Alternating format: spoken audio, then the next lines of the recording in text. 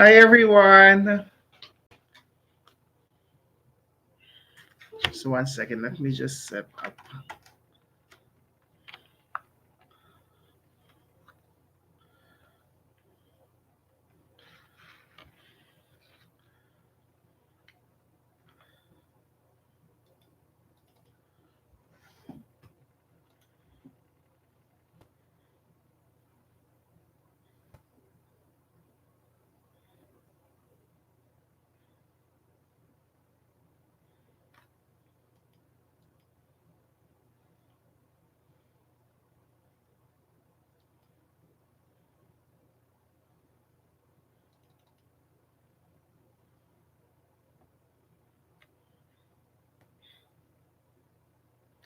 Let's just wait for other people to join us. It's gonna be our second live streaming. The first one was last week, though it was not planned.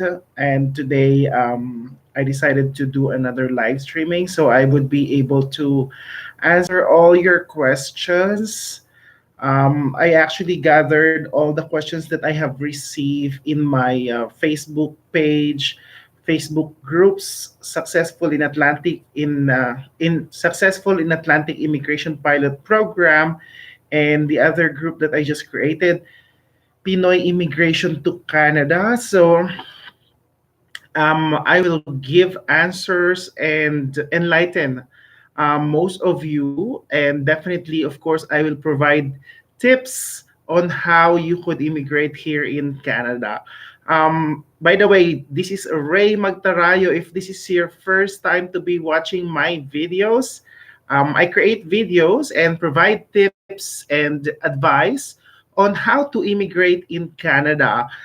Also, for those who have been following me on my Facebook profile, I have a very great news that I received.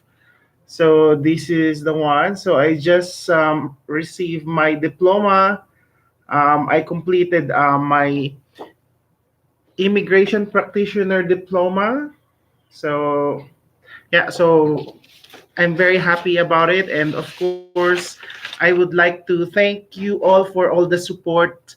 I studied that program for a year, and definitely my main reason for doing that is to help people achieve their dreams of coming here in Canada. And eventually, of course, once I get my license, of course, I would be able to help you better possibly look for employers for you and help you with the processing of your application. So right now, all I want is to help you all um, to fulfill your dreams of living here in Canada. So to start, okay. Hi Lakmina Balasuria. So hi first to you, and hi Gezi Paloma from the Philippines. Okay, so at the moment it's 10:04 in the evening here. It's still Friday in Alberta, and I know in the Philippines it's already 1 in the afternoon on Saturday. So hello po, kamusta po? Oh, thank you very much. Well, congratulations, Ray. Well deserved. Wishing you all the best. God bless your good heart. Thank you very much, Gezi, for the congratulatory message.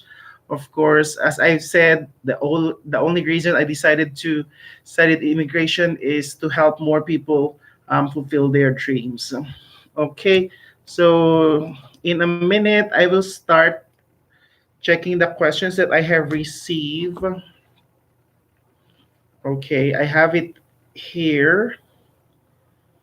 And also for those people who just joined, if you have any questions related to immigrating to Canada, please write them in the comments section. And of course, I will try my best to provide you with the answers. Of course, I would like to help a lot of people and get more information about immigrating to Canada. In the past, I have uploaded several videos which is pertaining to different pathways to immigrate here in Canada, like the Atlantic Immigration Pilot Program. Um, Rural Northern Immigration Pilot Program, and so on and so forth. Okay, just to give you an overview of who I am Ray Magtarayo, and I'm originally from the Philippines. I immigrated here in Canada I came here in August 2018. I got my permanent residence in October of 2018, and I came here through a program called Atlantic Immigration Pilot Program. So I first arrived in the province of Newfoundland and Labrador. I got a job as a food service supervisor in a fast food. Though my experience, I have that time I have 12 years of hospitality in hotel food and beverage experience. So I never thought that I would have the opportunity to get that job because I never worked in the fast food. So, but just the same as what all of you fast food, but I still got the job. So, oops. Okay, so I lost the connection earlier, but I think it's okay now. Okay, so as I was saying, I got the job and I processed through Atlantic Immigration Pilot Program. In a matter of 6 months, I got my permanent residence in October. I'm already here in Canada when I got my permanent residence.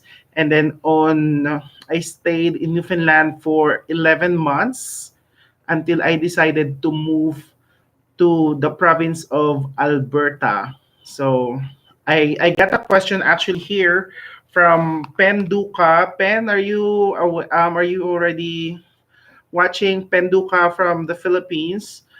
He asked me earlier. He sent me a private message on Facebook. If I actually was questioned because I changed my province from Newfoundland and now I live here in Alberta. And I told him that no, I was not questioned. I did not get any problems, and hopefully I and for sure I won't be getting any problems. But this is one thing I want to clear from to everyone because a lot of people are asking. Yes, you have been endorsed by the province of Newfoundland. Then why are you moving to Alberta? Okay, so before I actually moved to this province, I inquired and confirmed because that time I was not so knowledgeable yet about immigration processes. So I called the multicultural department of the province of Newfoundland and Labrador and asked if there is a possibility that I could move. So they asked me what is my reason for moving. I said, oh, I get a job offer in the province of Alberta where the salary is higher and definitely could help me sustain my needs better. So I said, yes, that's not a problem because I'm a permanent resident and I am covered of the mobility rights. So for those of you who doesn't know what mobility rights is, it is the rights of any permanent resident of Canada or a citizen to choose to live and work anywhere in Canada. So that is the information that I got. So I said, okay, there's no problem. I could move. And then I asked the officer that I was speaking with because people are asking about, oh, maybe they will revoke your permanent residence because you did not stay in the province that endorsed you. So I asked them, oh, will I be actually um, penalized or will I be considered that I misrepresented myself? And that time, I got the information what misrepresentation is, and I also explained this on my other videos about inadmissibility. If you have watched is um, so the definition of misrepresentation is lying or not telling the truth or giving false information. So I was explained that misrepresentation will only take place if I never intended to live in the province of Newfoundland when I was applying for a permanent residence here in Canada. So the officer asked me, did you intend to live in Newfoundland. And of course, I said I did. As a matter of fact, I stayed in the province for that time. I was living for 10 months, and I get a job. So I explained. So the officer told me then that is not misrepresentation because you showed that you want to live here in Newfoundland, and the reason for me to leave is because I get a better opportunity in another province, which is Alberta. Okay, so let's proceed now. I'll be going through the questions that I receive, and hopefully, it would be helpful for you guys who are watching. And as I've said, if this is your first time to be watching my videos, please subscribe. I regularly upload videos and provide tips on how to immigrate here in Canada. And also, if you're online, please log in. Put a comment on our live chat so I could greet you, shout out, and greet you from here from Canada. Okay, the first question I got is from Joy Torres of the Philippines. So she's asking, she's a Filipino and her husband is from Sri Lanka.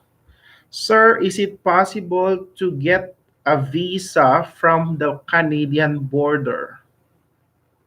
Okay, so to clarify this from everyone, there are different types of countries that are considered here in Canada, and we have the so-called visa exempt countries.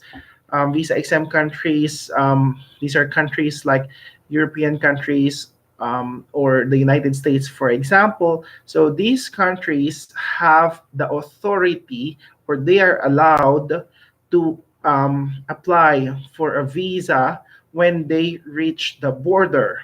However, for countries such as Sri Lanka, Philippines, Indonesia, India, or other countries that are not visa exempt in Canada, it is a requirement that you apply your visa from outside of Canada, meaning you have to go through a process. You could apply online or by sending your application in a VFS, and they will process. You can only come to Canada once you already got your visa approved.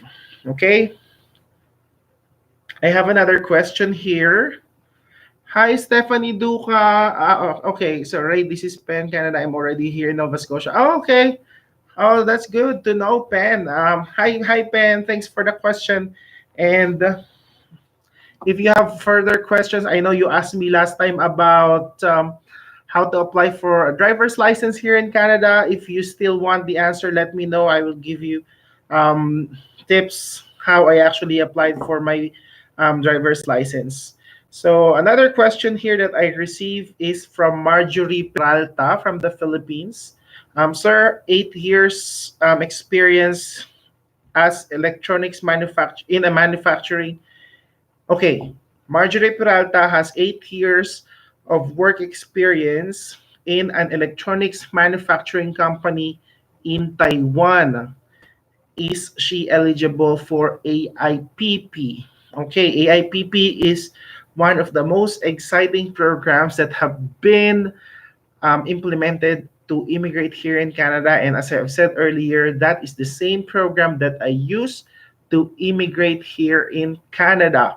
So one of the requirements for you to apply for a permanent residence in Canada through AIPP is a job offer.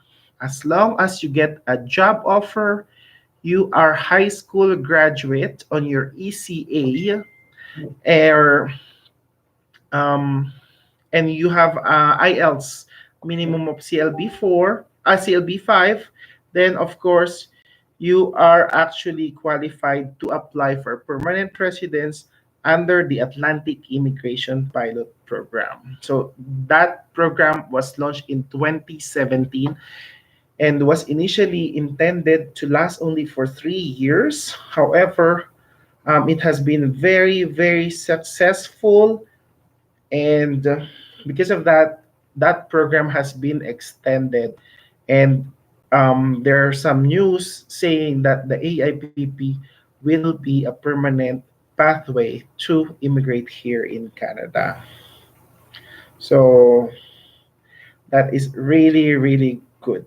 So that's why every time I ask, um, that's why every time people are actually asking me what's the best program or if they want to study in Canada, I always say um, that start in Atlantic Province because the program there, or it's very easy to immigrate in Canada if you will go, if you will actually start in that pathway. Okay, so I have another question here coming from Asim Khan. I think Asim Khan. I'm not quite sure where Asim is from. How to find a job for the Atlantic program. So in one of the videos that I actually created on my YouTube channel, I actually uploaded there and explained how you could actually get a job um, from a designated employer. So just to clarify it with everyone, in AIPP, you can only process through Atlantic Immigration Pilot Program if you will find an AIPP designated employer. So AIPP is only applicable to four Atlantic provinces such as Nova Scotia, New Brunswick, Prince Edward Islands, and Newfoundland and Labrador. And these four provinces actually have posted a list of their AIPP designated employers. So if you are very much interested, check my video. I have the link there of all the AIPP designated employers of each province, and that is a good start for you to search for a job. I also suggested that you could create your profile in different job sites such as Indeed.ca, the Job Bank, and then once you have the list of AIPP designated employers, compare and check if there are job postings from those AIPP designated employers and take advantage of it to send your application. Also, if there are some people or you have friends or relatives here in Canada, please ask them if they could call the company, the AIPP company, designated company on the list, so they could call them and inquire directly if there is a job opening that you could apply. And of course, they could help you to send your application to them. Okay. Hi, Lisha Aju. How are you? Thank you for joining. I will go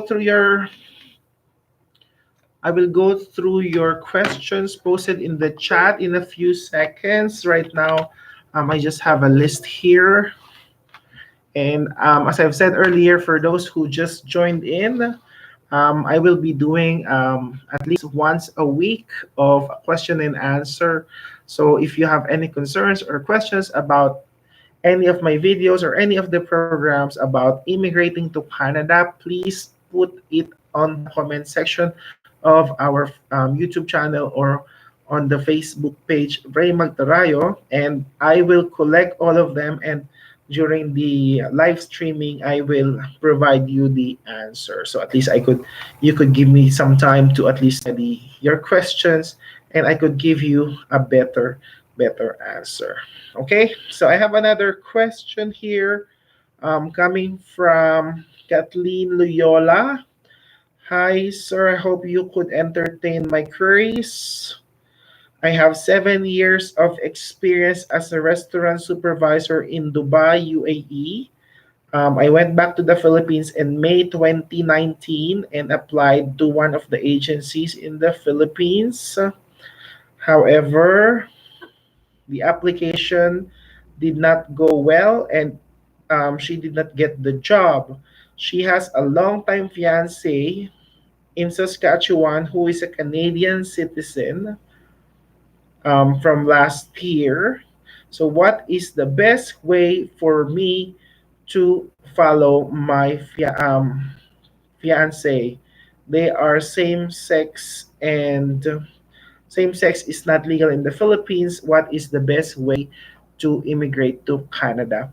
Okay, so Kathleen, that is a very, very good question. Here in Canada, all kinds of relationship, regardless same sex or opposite sex, are actually recognized. So of course, if your fiance, as you said, one best way for you to immigrate in Canada is to get married. Of course, as you mentioned earlier, getting married in the Philippines is not legal. So what you could do is get a visitor's visa, come here in Canada, and do your wedding. Also, another way is for you to be applied under a common law or a conjugal relationship. So, what is common law relationship? If you have proof that you have been together despite being away from each other, that you have a very strong relationship for a minimum of 12 months, you could prove, then she could apply you for a family status for common law visa, and you could immigrate here in Canada.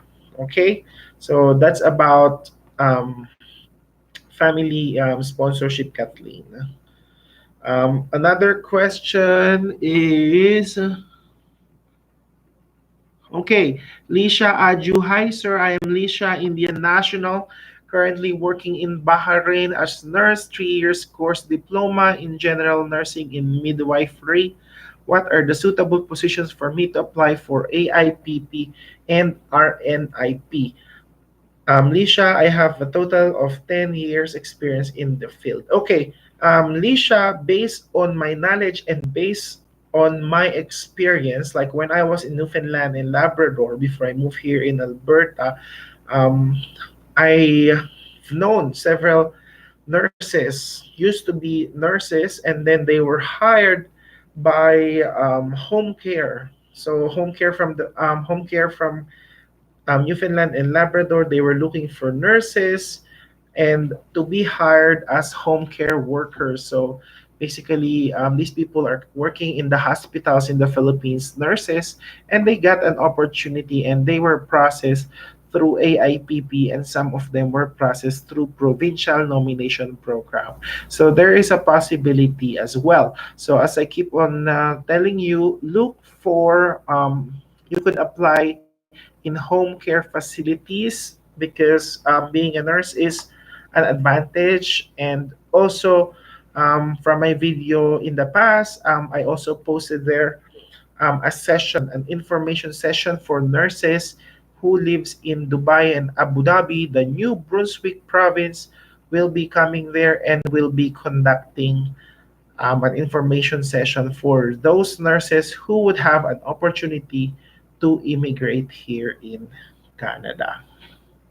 Okay. Uh-huh. Just 1 second. Uh-huh. Just 1 second. Uh-huh. Just 1 second. Okay.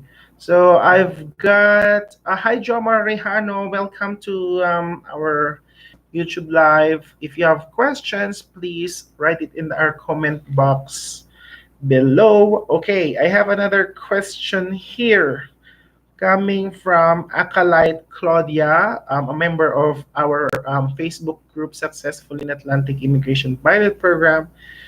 Hello, please, do we need a job offer for this rural northern immigration pilot program? Okay, I created a video about rural northern immigration pilot program just to give an overview for those people who do not understand the program.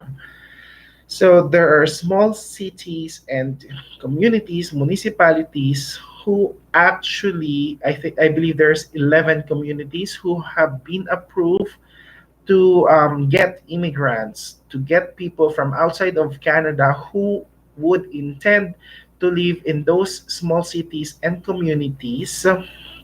So they have an opportunity to immigrate there, bring their families. Communities such as Thunder Bay in Ontario, Altona, um, Kootenay in British Columbia, and then Sault Ste. Marie. There's a lot of communities. So each communities have their own website, and actually they will be posting their job openings in those. They will be posting their job openings in those websites. So it's the individual community website. So what the program says is, of course, you must meet first the minimum requirements. So what I'm trying to say is, for you to start the process of applying for a rural northern immigration pilot program, you do not need a job offer immediately. Okay? So once again, for you to start your process to apply for Rural Northern Immigration Pilot Program, you do not need to have a job offer yet. Of course, if you have a job offer, then that's better because that is your pathway. However, um, if you don't have it, then that is fine because the minimum requirements is that you have at least a 1 year experience of the NOC that you intend to apply. You have the settlement funds. You should have an ECA or educational credential assessment. One second. Okay, you should have an ECA or an educational credential assessment that is equivalent to Canadian high school graduate. You should have an IELTS exam result, which is, of course, varies depending on the type of NOC that you are actually applying. For example, if you are applying for a job belonging to NOC C and D, you're required to get an IELTS CLB4. If you're applying for a job belonging to NOCB, your IELTS should be a minimum of CLB5. And if your job is that you're applying or your job experience belongs to NOC 0 or NOCA, then you must have a minimum IELTS score of CLB 6. So once you have all these requirements, then you would be able to visit the website of the community that you intend to live for the RNIP. Then you would create your profile, you would upload your documents, your resume, and once you have your profile, then you could start searching for a job in that certain community. So it's the same portal where you will upload your details, your documents, your requirements, your resume, and that's the same platform where you could apply for the jobs available for that city. So, for example, I created a video about in Thunder Bay, right? They're looking for chefs, they're looking for nurses, laborers, truck drivers, and others. So, if that is your experience, please do not wait until the end. Do not wait until it's too late because you can start uploading your videos. Uploading your documents, uploading your resume, and immediately directly send your application to those companies. Okay. So, Joe Marihano, hi, Sir Ray. Do you have email ad that I can inquire about these programs? Okay. I don't have it here with me, but I will put that in the comment section. So, later after the live streaming, Lisha Aju, do I need to do IELTS and ECA before getting a job offer? What are the best job sites to apply for AIPP or RNIP? Okay, so Lisha, as I mentioned earlier, if you intend to apply for RNIP, Rural and Northern Immigration Pilot Program, you must have your IELTS and ECA readily available for you to register and register and create your profile in the community website.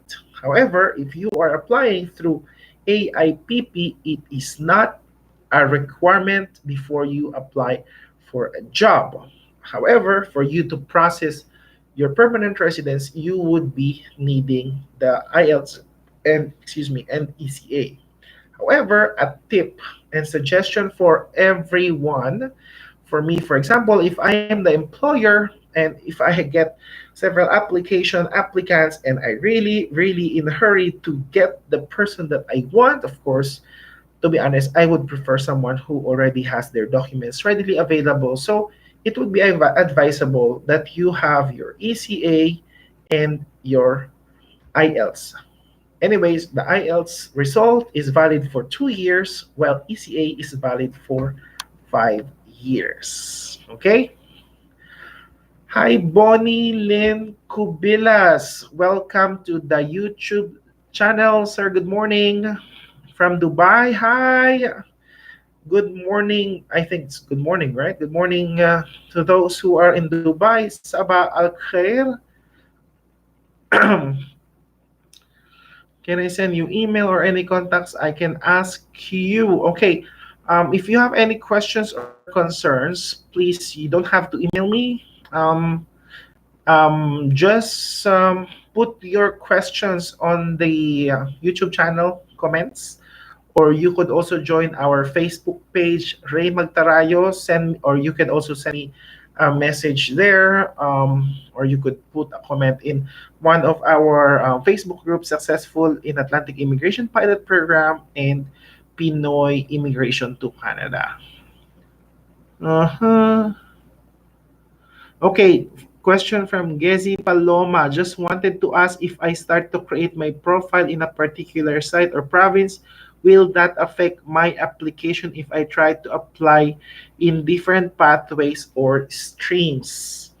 Okay, I'll just clarify this, Gezi Paloma. Okay, so if you will create a profile in one of the community sites, it's like you're just applying for a job site.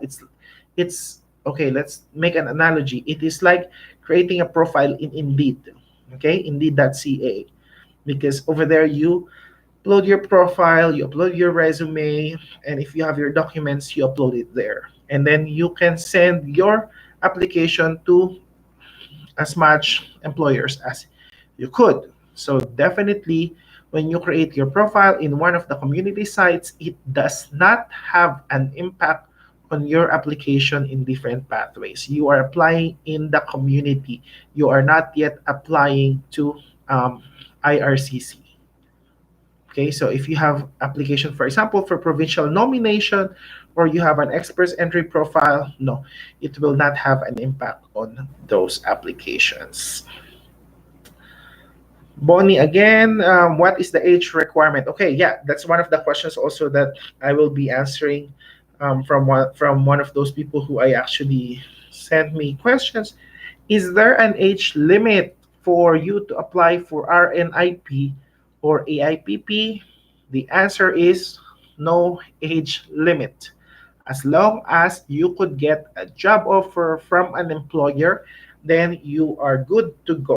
And as long as you are not inadmissible, criminally admissible, or medically inadmissible, it doesn't matter if you're 60 or 65, as long as you get a job offer, then you could process your permanent residence under AIPP or RNIP. Yeah, so I'll just share with you when I was actually processing my permanent residence way back 2018. I was actually joining several forums, several WhatsApp groups, and I also got to know one person from the Philippines. She also got a job offer from the same employer as me, and I think she was 55 years old. So, as I said, there is no age limit. No, oh, no problem, Gezi Paloma. Thank you very much for raising that question. Okay, let's proceed to other questions, guys. For those who just joined, please put your questions in the comment section, and definitely I would be more than happy to answer that. How much settlement funds needed by Joma Rehano? Joma, are you talking about AIPP or RNIP? Because these two programs have different settlement funds requirements. RNIP, the settlement funds are actually higher to compared to AIPP. So, for example, if you are applying by yourself, Okay, for those people who, I'll get back to you. For those people who are actually asking what are the communities where you could actually apply for the Rural and Northern Immigration Pilot Program, I will mention them one by one. North Bay, Ontario, Sudbury, Ontario, Timmins, Ontario, Sault Ste. Marie, Ontario, Thunder Bay, Ontario. There is also an opportunity for you to live in Brandon, Manitoba, Altona, or Rhineland, Manitoba, Moose Jaw, Saskatchewan, Claresholm, Alberta, Vernon, British Columbia, and West Kootenay, British Columbia. And so far, seven, two, four, oh, six. So far, six of these communities have already released their website where you could create your profile and apply for jobs. These are Sault Ste. Marie, Ontario, Thunder Bay, Ontario, Brandon, Manitoba, Altona, Rhineland, Manitoba, Claresholm, Alberta, and Vernon, BC. So those are the communities that you could actually starting to visit. Okay, let's go back to the answer to the settlement funds. For settlement funds, what are the type of settlement funds that are actually acceptable? Of course, you could present your bank certificate or bank statement for the past 6 months. Jomar, going back to your question, what are the settlement fund requirements for Rural Northern Immigration Pilot Program? If it's only you applying, you need to show 8,722 Canadian dollars. If there's two of you, for example, you and your spouse, at minimum of 10,858 Canadian dollars. And if there's three of you, you need 13,348 Canadian dollars. There's four of you, 16,206 Canadian dollars. And of course, it continues, it gets higher and higher with more people who are actually included in the application for permanent residence. Okay, let's go back again to the questions. Okay, there's a question here. Mary Angeli Bugas Padre A. Good afternoon, sir. I have a question once again. Is it possible to apply for a work permit direct to Canada without IELTS? I have a friend who spoke with a consultant who offered a working visa, and they're asking for a total of 18,000 dirhams, but the partial cash out is 4,000 dirhams. Then the remaining salary deduction when they come here in Canada. Okay, I think Mary Angeli's question is similar to the question that I actually answered last week, and I just want to clarify this with everyone. Okay, IELTS is one of the requirement for you to get a work permit because the embassy or the visa officer would want to make sure that when you come here in Canada, you would be able to converse in one of the languages, in the official languages of Canada, which is English and French. That's why if you encounter agents telling you that okay, you could apply for a work permit without an IELTS, you have to ask your questions. Also, last week I got a question saying if he could actually apply for a work permit and then get an employer once he comes here in Canada, because that's what the agent actually told him. And I told him, no. One of the requirements for you to apply for a work permit is a job offer, either an LMIA or an LMIA exempt, which is labor market impact assessment. So you cannot get a job offer or you cannot apply for a work permit without a job offer. So if an agent tells you that kind of things, please do not believe. There's a lot of scammers, and I pity those people who have been victimized by these scammers. So be careful when you actually interact or engage with these immigration consultants and check on them. Okay. Okay, I have another question here. Hi Ray, my this question is from Rosa Bello Panesal. Hi Ray, my name is Rosa. I just watched your blog with your sister. I have a question. My sister is 50 years old. Do you think she can still come here in Canada through AIPP? Thank you. Okay, I have answered this question. As I've said, in AIPP or RNIP, there is no age limit as long as you could get a job offer. Or for international graduates, if you study here in Canada in one of the provinces belonging to Atlantic Canada, as long as they are publicly funded designated learning institute, you could also apply for an AIPP international graduate. Doesn't matter how old you are. Okay? Bonnie, and then another question. Apology, sir. Kaka-open ko lang. Okay, I'll translate it in English for non-Filipino viewers. Apology, sir. I just opened regarding rural and northern immigration pilot program. Can I apply by myself, or it's better to have an agency? Okay. Personally speaking, if you think that you could lodge your application by yourself, you can do so. If you are not confident that you would be able to answer all the forms properly, to get all the requirements, then I would suggest you get an agent, but it is not necessary. Okay, when I process my application here in Canada, one of my videos I explained it as well. Initially, I had an immigration consultant which helped me actually to get a job, while at the same time I was applying through Indeed. And so I've said, okay, did I get my job through Indeed or did I get the job through my agent? Okay, so that's the question that I got, and I'm clarifying it. I actually got the job from both Indeed and from the same. Without the immigration consultant, I would get the job. However, of course, I would not know that, right? At first, I was trusting my immigration consultant very well. So how did it happen? Because my immigration consultant sent my resume to the employer. At the same time, I sent my resume in Indeed, and without knowing that it's the same employer that the immigration consultant knows. So I got two replies. I got a reply from two managers from the same company. One from the person who actually got my resume from my consultant, and the other manager who got my resume through Indeed.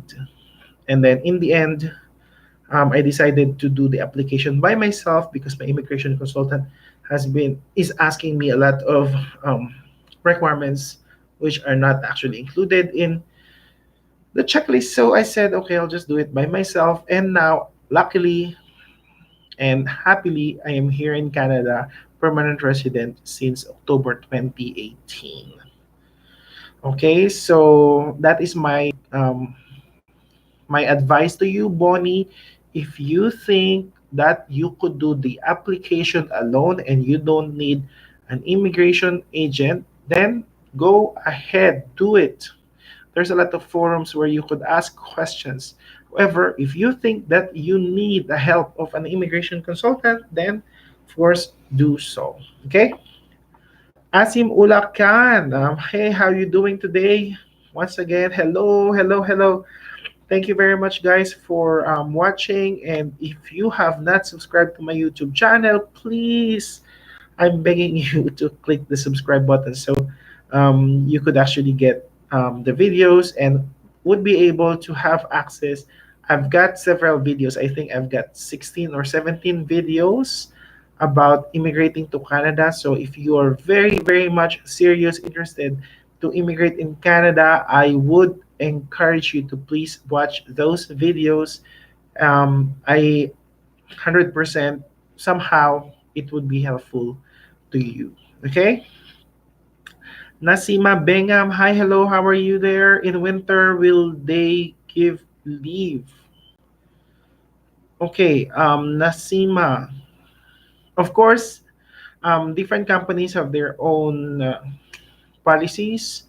If you're under a contract that, for example, the Okay, this is what I encountered before when I came here in Canada on August, and then winter started in November or in September. Yeah. So when I first came here, I was still in a work permit while waiting for my permanent residence. And my contract says that my employer has to give 35 hours a week. So during that time, yes, I was getting the 35 hours. However, when I get my permanent residence, then it changed. Okay. Um, there are companies who would actually give you still the hours. There are companies who will start cutting your hours, and of course, then there's gonna be an option for you to take a leave once you get a permanent residence. Because obviously, once you are a PR, you could get as much employers as you could. You could work 2, 3 jobs as long as you could take them. Okay. Sorry, I talked too much, so I'm catching my breath now. From Asim, I have a question here. I have a question. How could we find a designated employer? I live in Australia. What would be the best way? Okay, Asim, thank you very much for tuning in. And as I already mentioned earlier, I have a video which I uploaded tackling about how to get an employer, how to apply for a job, and how to get a AAPP designated employer. I also, on that video, I also put the link of the designated video. I also put the link of the list of the AIPP designated employers. So that would be helpful for you. Please tune in, check the list. If you could call the employer directly or apply through Indeed.ca or other job sites such as Job Bank. Okay. If you have any more questions, please just put that in the comment. Okay. While there's okay, I'll carry on with these questions. One of the questions that I received from Ibiang de Jesus. Hi, sir. With regards to applying for ECA or education credential assessment. Okay, the school cannot send. Okay, so the question here is, does the school where you're actually getting your certificate need to send the original diploma, or can I send it directly? Okay, there are several designated organizations who could process the ECA or the Education Credential Assessment. So for people who are actually applying for ECA, as I've said, each designated organization has different requirements. For me, I got my ECA through BCIT ICES. So that's where I actually process my ECA. And as far as I know, they actually require the school to send my original transcript and diploma to them. However, as far as I know, there are also other organizations who allow the applicant to actually send the original documents as long as it's in a sealed envelope with the school or college or university's seal. Okay. Uh-huh. Okay, another question here.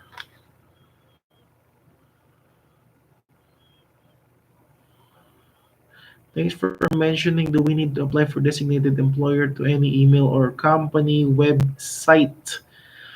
Okay, when you're applying for a job, of course, if you get the direct email of the employer, the better you could send your application. If the company website has a careers section, also you could send your application there. It's the same process.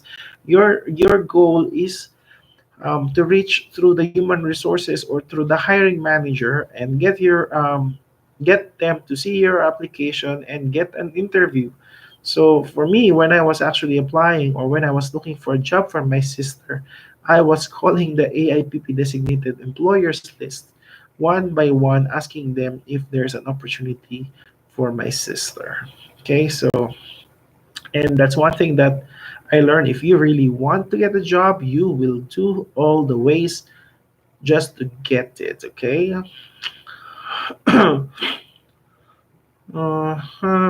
Gezi again. Sorry, would like to know how to find or join WhatsApp groups and forums. Had been trying to do that lately, but my husband and I couldn't find one. Already done, downloaded WhatsApp, but to no use. Okay. Um, to be honest, this is dangerous. Okay, I already mentioned earlier about WhatsApp group. Okay, when I actually join a WhatsApp group, it's a WhatsApp group of those people who are actually processing under the PR. The permanent residence under AIPP. So we all members got job offer and we are processing. So we are asking questions and some people are sharing their knowledge, their experiences. So that's the kind of WhatsApp group that I joined. However, if you are intending to join WhatsApp groups or forums just telling you, oh, you could get a job here, you could get a job there, you need to be careful as well because some of the fake or scammers actually join those platforms as well to fish for their victims. So, and at the moment, I already left the WhatsApp group, so there's nothing I could share. However, you could join forums and Facebook groups such as I mentioned earlier, Successful in Atlantic Immigration Pilot Program, Pinoy Immigration to Canada, and other groups. But just make sure that you study the group first because we don't want, of course, I don't want you to be victimized. You just need to be careful. So with the people that you are actually talking with. Uh-huh. Bonnie question, sir. I'm a registered nurse here in UAE. If I will choose my NOC, which I knew that I'm not an RN in Canada, what would be the NOC I will choose? Is it registered nurse as well? Okay, as far as I know, because the thing here is nurse is a regulated job in Canada. So a regulated job means that if you graduate or you have experience as a nurse from your home country and you decided to come here in Canada, you cannot get a job as a nurse right there and then. You either have to upgrade your studies, your education, and match the Canadian requirement. So, of course, NOC wise, um, of course, if you get a job offer, or you could also look for related jobs to NOC. Like as I've said earlier, I knew some people, or I knew a lot of people who were nurses in St. Luke's in the Philippines, and they were hired to work as home care providers, service providers in a home care facility. So obviously their NOC changed, right? So that's my question. So that means yes, you need to change your NOC with the job that you're applying for. And anyways, when it comes to NOC, you need also to see the responsibilities when you are applying. That's why it's very important that on your resume you actually detail the jobs and responsibilities that you are actually doing because the employers will also look at that and also when you're applying for visa. Okay. Uh-huh. Okay, Nasima Begum. For registered nurse, New Brunswick is conducting recruitment event in Dubai and Abu Dhabi in March. Yes, that is correct. So for nurses who live in the Middle East, please sign up on the website www.livinginnb.ca. Sign up for that. And people are just asking me, do I need to be a resident of UAE? To be honest, of course, it doesn't matter where you're living because it is the province who would actually invite you for that information session You just need to make sure that when you get invited, you would be able to attend. Okay? So you don't want to miss that opportunity. You applied and then you get an invite and you just don't show up. So please just make sure. Okay, Gezi, thank you. Ray, really do appreciate. My pleasure. If you have questions, just make sure that you actually put that in the comment section and I will give you answers. Okay, moving forward, let's go to answering questions. I've got lots of questions to be honest. Um, Here, okay, Maria Anita Bautista. Hi, sir. I'm planning to apply for student visa. I am on the process of completing documents. I have received my letter of acceptance from NBCC, New Brunswick Community College. My question is, upon getting approval of student visa, is it possible to apply for PR when I finish my 2-year diploma? Okay, so this is one of the suggestions that most of the immigration consultants actually provide to their clients, especially those who are having difficulty getting a job offer, is to come in Canada through student permit. So they study, and NBCC, New Brunswick Community College, is a designated learning institute. It's a public funded college. So that means when you graduate a 2-year diploma, you would get a 3 years postgraduate work permit, which would allow you to work and live here in Canada for 3 more years after you finish your studies. And once you finish your 2-year diploma, yes, of course, you could actually apply for a permanent residence. There's a lot of programs. You could qualify for provincial nomination program. You could also qualify for an AIPP International Graduate um, stream because it only requires to be a graduate of a 2-year program. And at the same time, actually, while you're studying, if you could get an employer or your spouse, for example, who's an open work permit, could get an AIPP designated employer job offer, you could immediately process your permanent residence. And there's a lot of people who I actually know. For example, my previous employer, for example, they are looking for people who are open work permit or who are on postgrad work permit, and they are willing to process through permanent residence through provincial nomination program. So that has a very good advantage if you actually study in Canada. Okay, I have another question here. KPU Bansinillo. Hello, sir. New member here. We are planning to apply a student visa for Canada, me and my wife, and a 1-year-old child. What is the best pathway, where, and what course to make sure that we have a bigger chance of applying for permanent residence? We are both nurses. She has a nursing experience while I work in a hospital but in an administrative job. What are the chances that we could leave at the same time? Okay, so it's related to applying or coming here on a student visa. As I've said, there are several.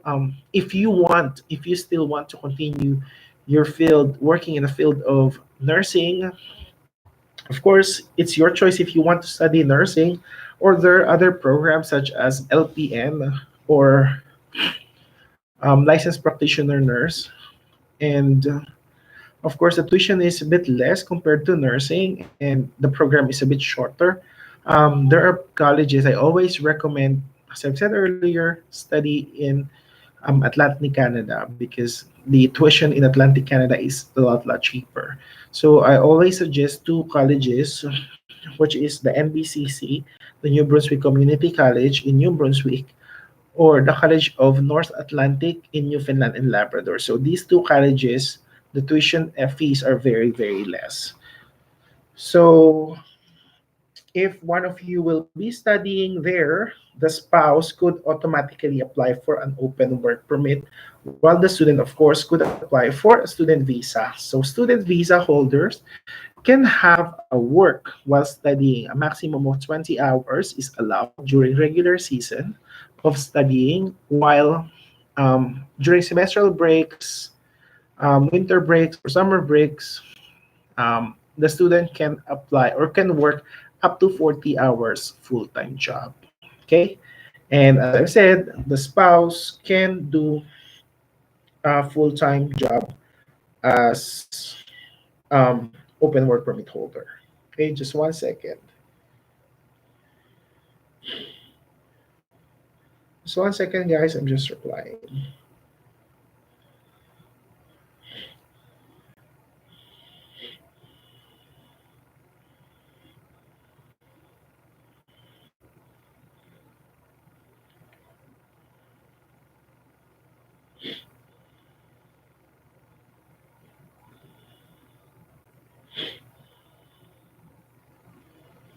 Okay. I've got another question here. Good day, Sir Ray. Arlene Arcilia here, 55 years old, 20 years, aircraft mechanic in Saudi. Uh-huh. Okay. No, I don't have.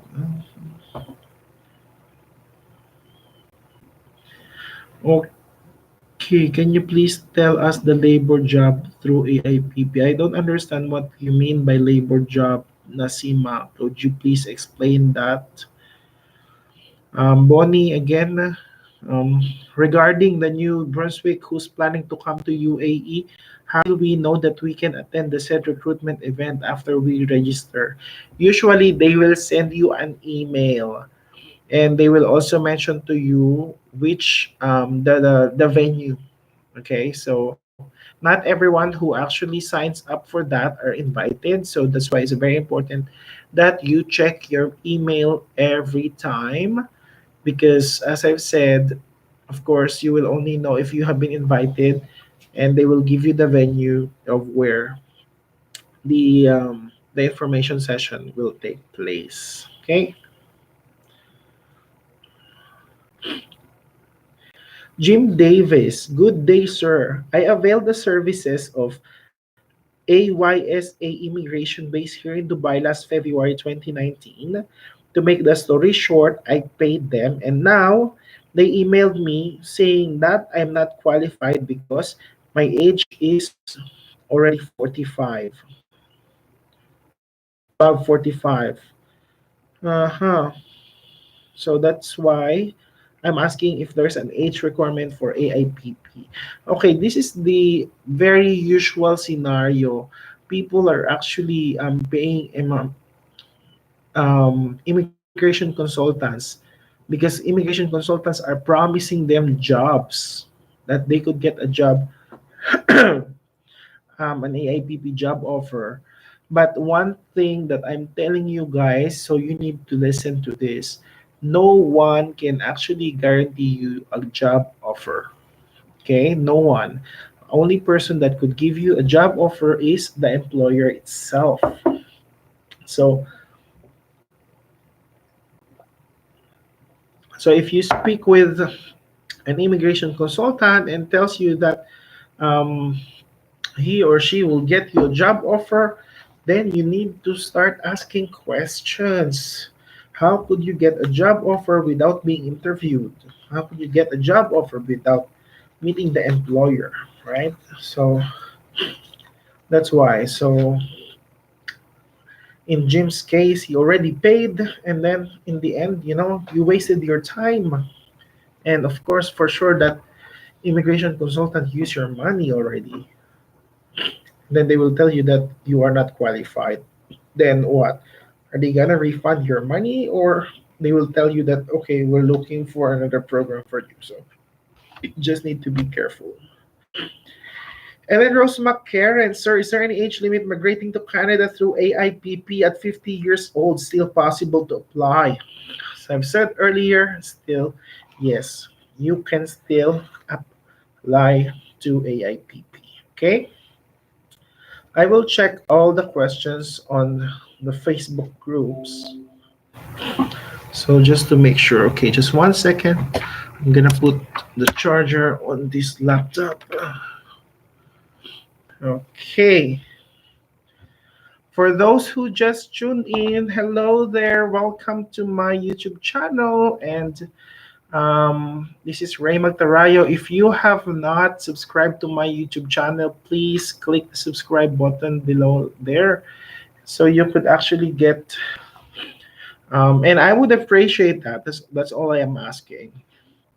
Okay, let's go check the page. I know I received several questions here, so just 1 second. I just want to make sure that I respond to those questions. Okay, just bear with me, guys. And as I've said, if you have any questions that you would want to be answered, please put that in that live chat comment section. Okay, I know I've got some questions here that needs to be answered. Just want to make sure that I give you the proper answer. So just 1 second. Okay, I have several posts here, right? I post.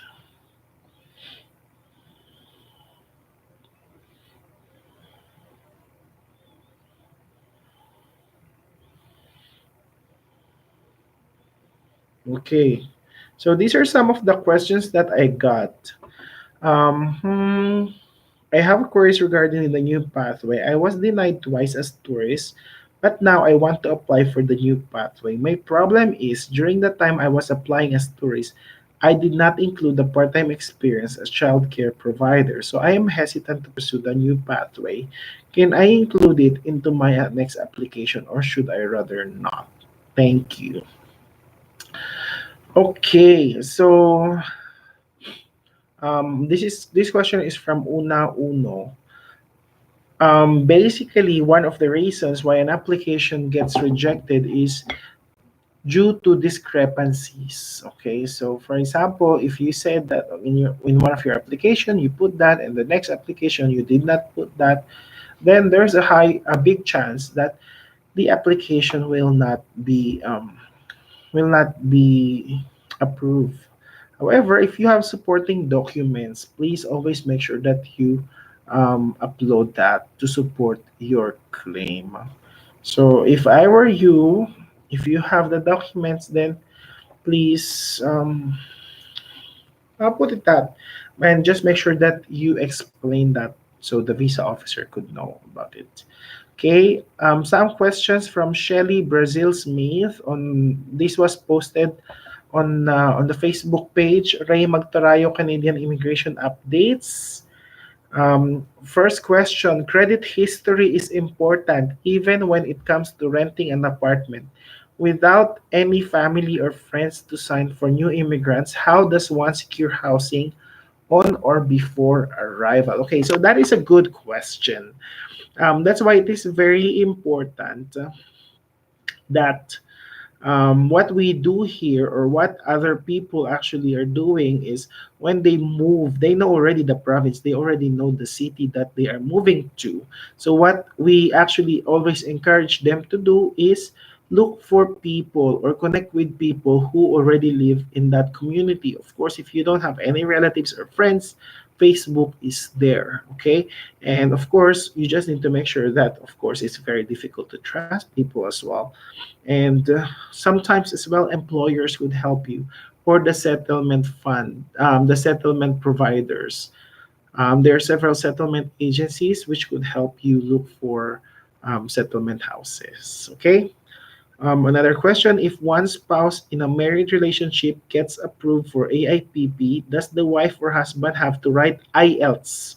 Should he or she do WES before coming to Canada? Okay, this is a very good question. So the scenario is a couple, and then one of the couple or the spouse got a job or got approved for AIPP. Does the spouse need, or yeah, so the principal applicant got a job, AIPP process.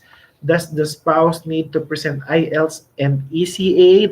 The answer is no need. Okay, it is not similar to express entry where both um, parties would have to present those requirements. In AIPP, no, only the main applicant has to present the IELTS and the ECA. The spouse, no need. Only police clearances, just to make sure that the spouse is not considered criminally inadmissible to Canada. And last question, the settlement agent, what are some services that they provide? Is there a fee attached for settlement services? So settlement services are government funded. So when um, a possible immigrant requires their services, it is provided for free. What are the services provided?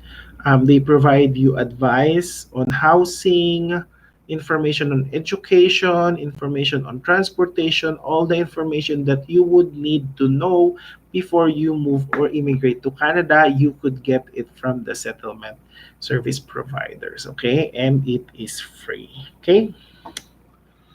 Nasima Begum, okay? Okay, Yusuf Abdallah. Hi, how are you, Yusuf? Can I apply for endorsement under AIPP in case my experience is NOCB and NOCC while I got offer letter with NOCC? Yes, that is not a problem. For example, you work as NOCB and then you get a job offer as NOCC as long as it is related, and the responsibilities of the job that you got the offer with, you are also performing it in the past. So yes, that is possible. Okay, Nasima, if I apply through express entry and I like to take AIPP, then did I have to show the proof of fund for AIPP or normal express entry fund? Okay, okay, your question is consuming. Okay, if you're processed through express entry, then you have to show the express entry proof of fund. If you are approved for AIPP, then you need to present the AIPP required settlement fund. You get what I mean? Let me know if it's not clear, okay? Thanks, Bonnie. My pleasure. Don't forget to subscribe to my YouTube channel, Bonnie. Okay, let's get some more questions here. I know in the Successful in Atlantic Canada, there are some questions that we could actually perfect answer. Thank you. Oh, my pleasure, Nasima. Uh-huh. Some more questions. Okay. Guys, if you have any more questions, please don't forget to put it in our comments section. Okay, and I apologize if I speak fast or you think that this live stream is not so organized. This is my first time to do it, so please can you check, please check my question. Okay, what's your question, Yusuf? I already answered it. Can I apply for endorsement under AIPP in case my experience is NOCB and NOCC? That's your question, right? I already answered it. Okay, anyways, as I've said, yes, that is possible. You can apply for an endorsement. However, you need to make sure that on your reference letters, for example, you make sure in your reference letters, you need to put the job description, the job responsibilities that you are performing in your current job. You need to make sure that the responsibilities that you put there are actually related to the job description of the NOCC. Okay.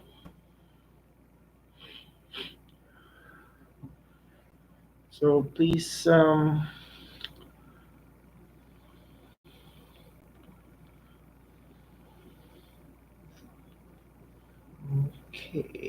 okay, okay.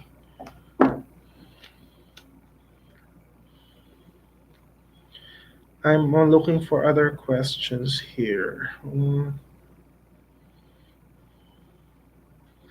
I want to immigrate Canada under AIPP. Please suggest me how can I find a job offer? It's the same question. How labor can get job through AIPP? I don't understand what that labor. You mean laborer? Is that what you mean, Nasima? Please clarify. To be honest, I don't understand. Okay. From the comments on our YouTube channel, I have questions here that we could actually discuss because I think this is something that could be beneficial to all of you. May I know your suggestion which city in Atlantic area is the best to study and work as caregiver for elderly? As I mentioned earlier, I always recommend getting a job or starting in the Atlantic Canada. Why? Why Atlantic Canada? Because the population there is very small compared to the cities here in mainland or in the mountain part in the prairie region. So most of the people coming living in Atlantic Canada decides to move here. So there's a lot of job short or people shortage actually in Atlantic Canada. So getting a permanent resident is a lot easier over there. So you could start there, and if you really want to move here, then you do so. Okay, so labor means helpers, electrician, etc. without qualification, apple picking job, etc. Okay, so now I understand what you're talking. Sorry. How labor job can get through AIPP? It's the same. It doesn't matter if what kind of job you are looking for. Of course, one thing is you need to have um, how do you say that? You need to have at least 1 year experience out of the past 3 years of that job. If it's a labor job such as helpers, electrician, and then you apply for a company who actually hires for that jobs. And once you get the job, then you can start processing your application through AIPP, Nasima. Okay.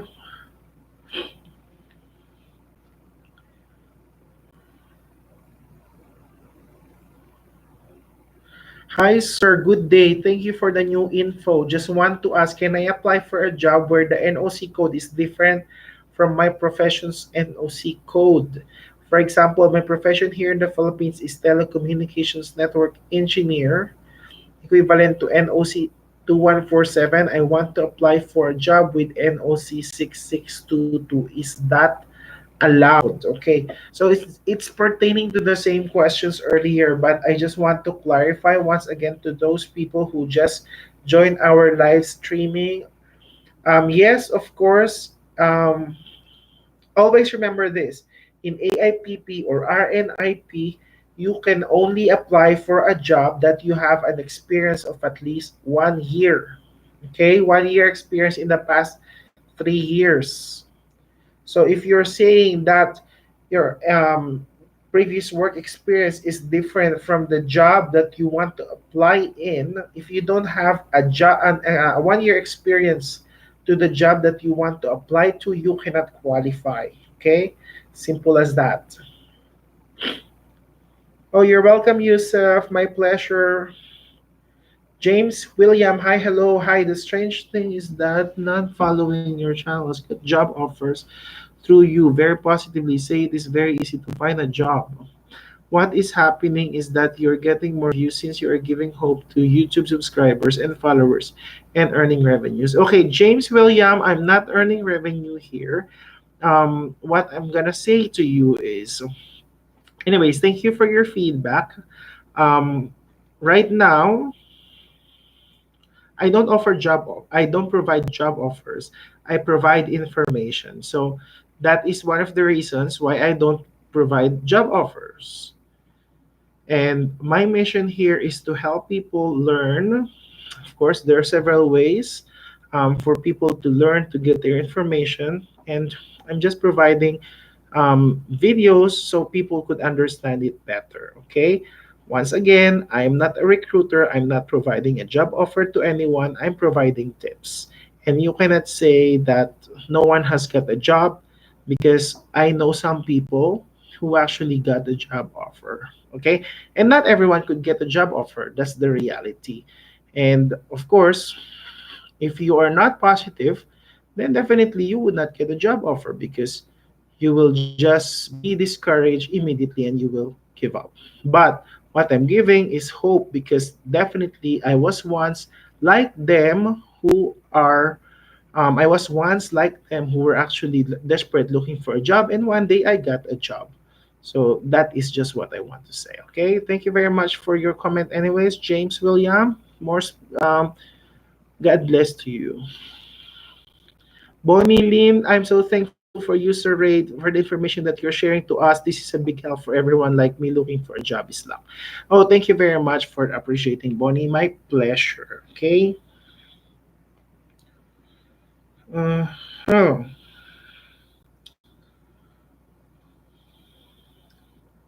by the way, I just want to know the people who are actually watching my videos. Where are you living right now? Where do you live? Because I know I'm here in Alberta, Canada, and it's 11:21 p.m. Please tell me where you're watching from. So, uh, Yusef.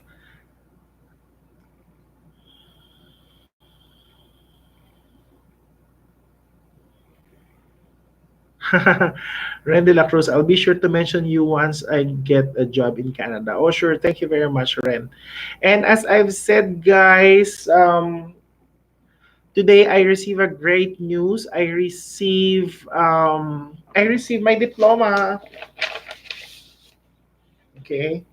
So, anyways, so let's just spread positivity. So, the reason I'm actually doing this video is because I want to help people, and I did actually study this for 1 year. It is an immigration practitioner diploma, laws, policies, and programs. I just graduated last month. So thank you very much, guys. This is where all my money went. So it's very expensive to study here in Canada. However, of course, as we would want to help more people, so that's why I decided to study the immigration laws and, of course, provide tips, study the programs, and provide tips to people who would like to immigrate here in Canada.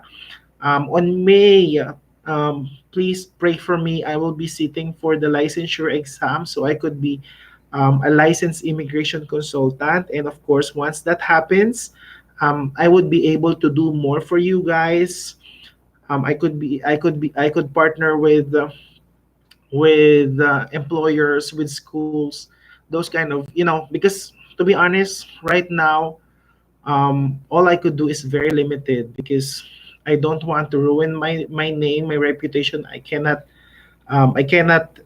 process immigration because I'm not yet licensed. So that's why I'm just providing information. But once I become licensed, hopefully I would pass the exam on May. Then I could do better, right? So thank you very much. Thanks, Bonnie. Okay. I hope guys you are enjoying this because it's I just realized it's very difficult, like you're the only one talking, right? I know I'm reading your comments there, but if you're the only person talking, you know what I mean, the feeling is like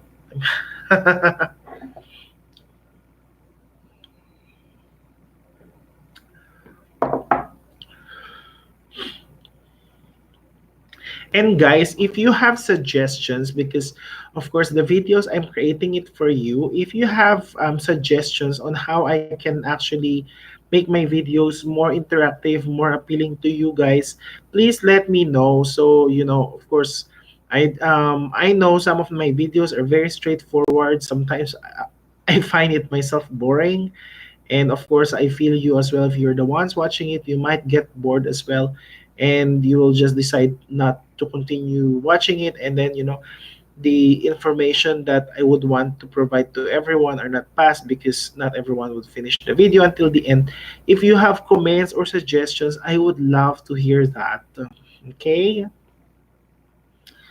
Oh, by the way, living here in Dubai since 2013. Oh, I live in Dubai as well. I was in Dubai in 2007 to 2009. I was working in Fairmont in Sheikh Zayed Road. And then in 2009, I decided to move to Abu Dhabi. I did the opening for the Yas Hotel in Yas Island, which is now, yeah, which is now a Marriott Hotel. So that's good.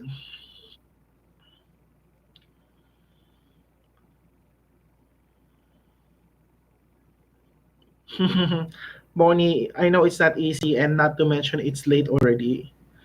Yeah, usually here in Canada, I sleep around 2 in the morning.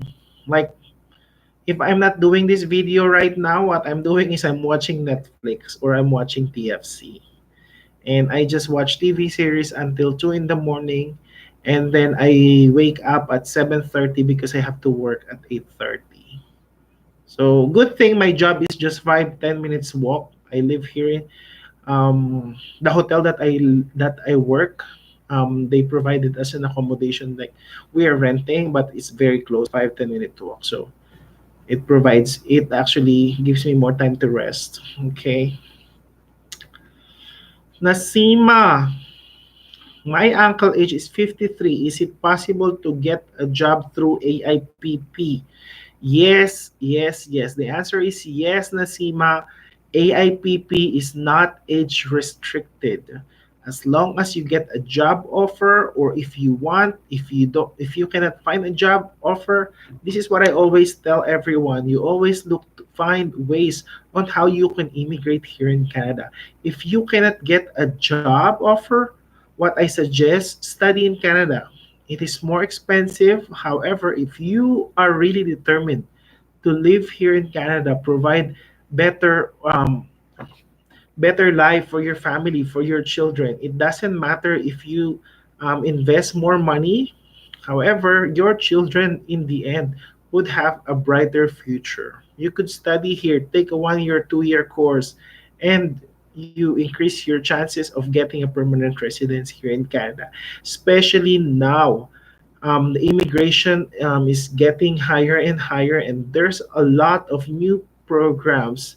You could see the willingness of the Canada government to get more immigrants here in Canada. That's why they are actually providing better options, more programs.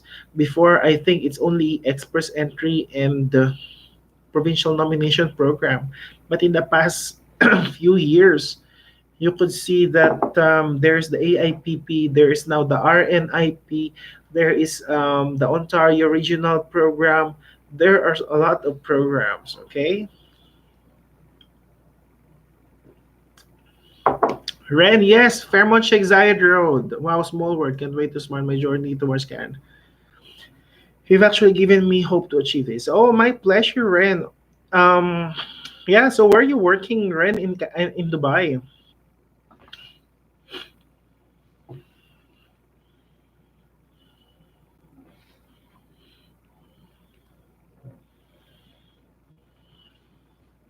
So what time is it in Dubai right now? 8, or if it's 2 o'clock in the 2:30 in the Philippines, so minus 4 hours, so that's 10:30 in Dubai. It's 10:30 in Dubai now, right? Oh yeah, 10:29. Oh, so Bonnie, you're from Dubai as well. Currently working as a call center agent for Alfood Tame. Oh, Ren, you're a call center agent. Sayang, the Sitel company just closed, or they just they just stopped hiring. My sister got a job offer from Sitel in New Brunswick, and she was processed through Atlantic Immigration Pilot Program as well. And now she's here in Canada. She landed here as a permanent resident.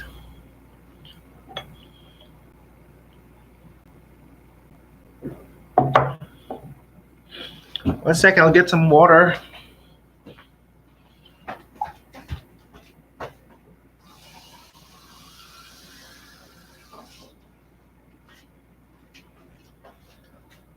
My God, I've been talking for an hour and a half now, so my throat is very dry. Inshallah. I know, happy for your sister. Hope I can. Yes, that's true. When I actually got that contact details of the human resources of Cytel, I actually spread it to a lot of people, and I know there's a lot of people who have been hired. I even shared that contact details to my ex immigration consultant in the Philippines. They said like I don't know if they were able to get people to get the job over there, but yeah. And yeah, that's what I was saying earlier. When I was looking for a job for my sister and I was living in Newfoundland, I was just like on my days off, what I do is I visit the AIPP designated list of employers and I call them. I call them one by one. And imagine how desperate I am. That's what I'm saying. Like, if you really, really want to get a job or, to help someone else, you would do the things that you would not thought of doing. So, there's a lot of employers in one province, and I was calling all of the provinces. I called them one by one. Imagine that, asking them if they were looking for an employee who lives outside of Canada. And in the end, I'm very happy because it paid off. I was able to get a job offer for my sister, and I'm very thankful. Right. So right now, um, all of us three siblings are already living here in Canada. So my sister, she actually got married to a Canadian. She's the first to move here in Canada. I never intended to live here in Canada, but because my elder sister has been here and she encouraged me to apply. So that's what I did, and then there's two of us here plus my niece, and then my youngest sister. I was able to look for a job for her. So now all of us three siblings are here in Canada. Right now, it's only my mom who lives in the Philippines, but currently she's here in Canada on a visitor's visa, and hopefully we could get her to apply for permanent residence as well. Yusuf Abdullah, thanks for sharing this info with us. We wish you the best. Oh, I wish you all the best as well, guys. And as I keep on saying, don't lose hope. Don't mind the negativities around. Focus on your dreams, and definitely one day you would achieve that. So, Yusuf, where are you from? You also live in Dubai?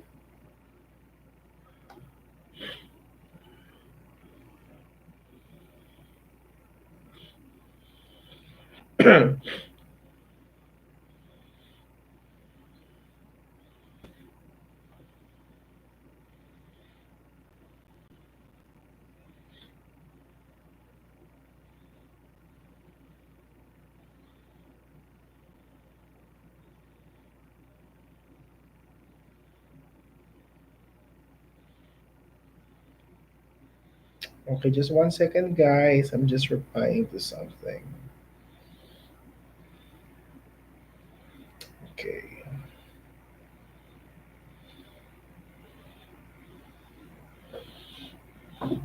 Ren, I have lots of cousins, aunts, and uncles, direct blood relatives in Edmonton and Winnipeg. Not sure whether to pursue my application through AIPP or Express Entry. Your thoughts? Huh. Okay. Ren, for me, it doesn't matter. Like, as I've said, right? My sister lives in Edmonton, and I immigrated to Canada in Newfoundland. That is my pathway, and that is my stepping stone. Because, like, right now, hi Rhea, like, if you would actually intend immediately to come here in Edmonton and it's very difficult because this city is very, very crowded already, and a lot of people wants to come here.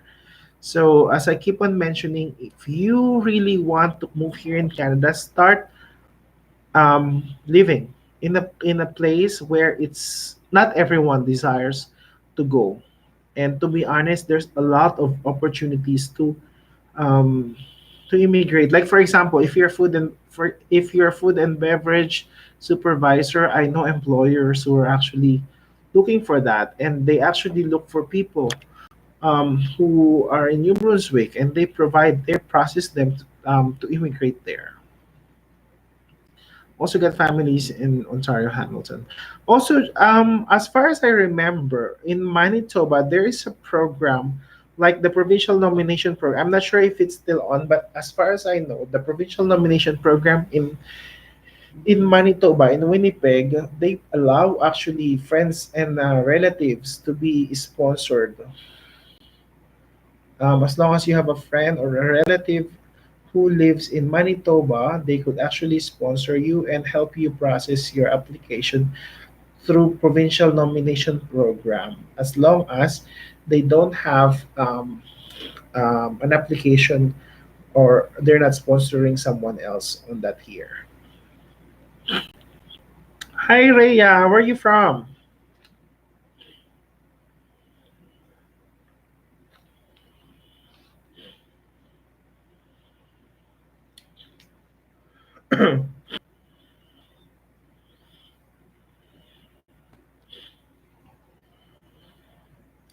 Philippines.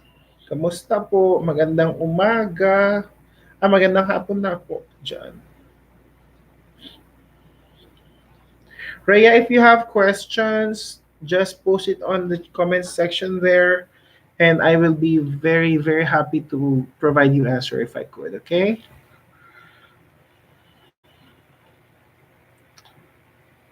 Bonnie.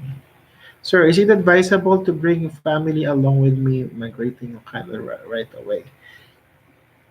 The thing is, Bonnie, of course, if you have all the means, if you could actually bring them, bring them.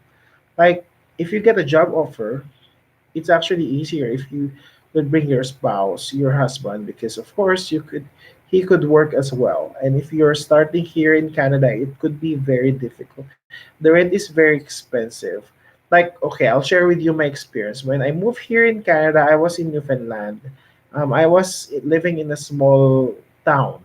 Okay, it's a very, very far away town, very small community, and it was so boring. And there's not much of things going on, especially like I was still young, so I was looking for fun. But the community that I live, it's mostly senior people. And the only shopping mall in that place is Walmart. So it was very difficult for me as well. And I'm gonna tell you honestly, before I came here in Canada, I've been working out of the Philippines for 10, 12 years. So I'm really used to being away from my family. However, I'm telling you, I thought I'm very, very used to it. But when I moved in Newfoundland, first winter, that's the first time I ever felt homesick. Why? Because I don't have family, I don't have relatives. I only know the people that I work with, and on my day off, they are working, and it's winter. You only see white everywhere, so it's very depressing, especially if you're not into outdoor activities, right? So I would suggest to you, if you could bring your family, bring.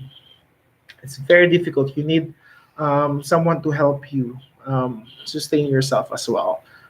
In Newfoundland, in Atlantic Canada, when I first arrived, I was earning $12 an hour and working 35 hours a week. So by weekly, my salary after taxes is around 700 Canadian dollars or 600 Canadian dollars. So in a month, that means 1,300 Canadian dollars, and then I'm paying for my rent, which is $400.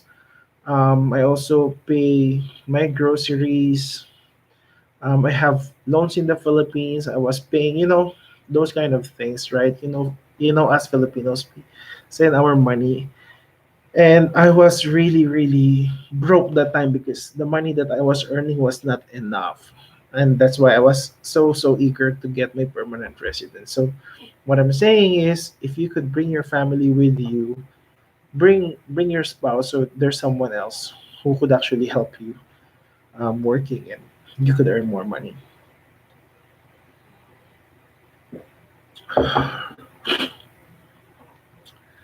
Sir, Bonnie, is it advice? Okay. Ren, thanks, Ray. Also, don't have family here in Dubai. How's the weather up there? Where how are you able to adjust to the cold? Okay, so now it's still winter here in Canada. It's very cold, especially in Alberta. At first, it's very difficult, but I think I got used to it already. But of course, it's my first time to be walking in snow, and it's very slippery. I fell several times, so I hit my bum. It's nice to see the snow falling first for the first time, but eventually you will hate that because it's very slippery and it's very hassle to walk. Right now, what's the temperature? This must let me check. I think yesterday was -10, -15 degrees Celsius. So it's very cold.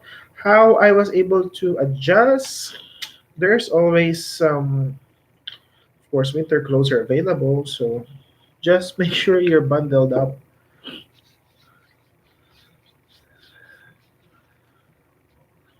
If you had to choose the summers here in Dubai or negative degrees in winter, to be honest, I prefer the summer in Dubai because like in Dubai you're always indoor anyways.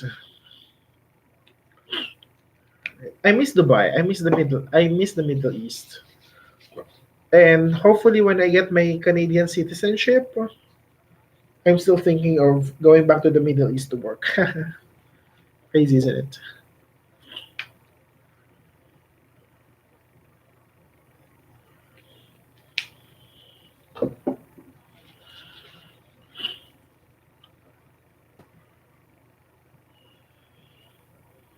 Hi Siva, how are you? Welcome to the YouTube channel.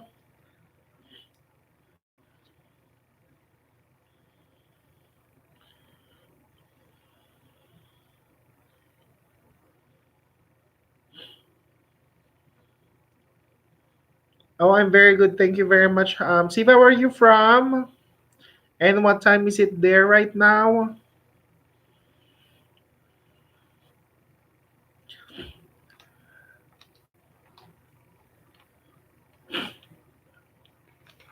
I'm getting colds.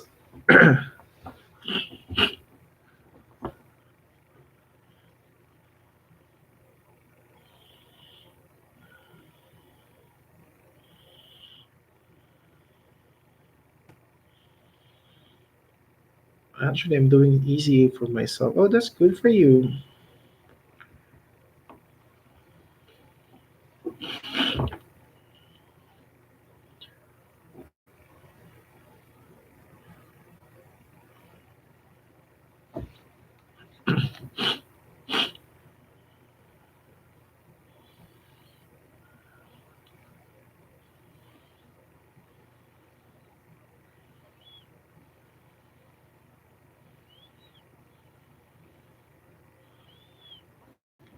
On my next YouTube channels, I would be putting more videos about how to immigrate in Canada. I'm also thinking of actually going through the communities one by one, and of course, I could share also what are the jobs available, the communities, what jobs you could apply for.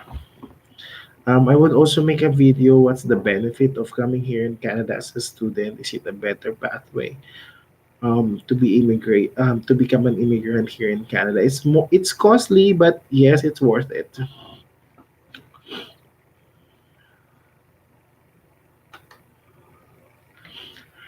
Rhea Manuel, isa rin po ako sa nangarap makarating at makapag-work dyan kaso talagang mahirap makakita ng employer through AIPP. Dalawang beses na po kaming naka-attend ng info session kaso wala pa rin. Is that information session in New Brunswick info session?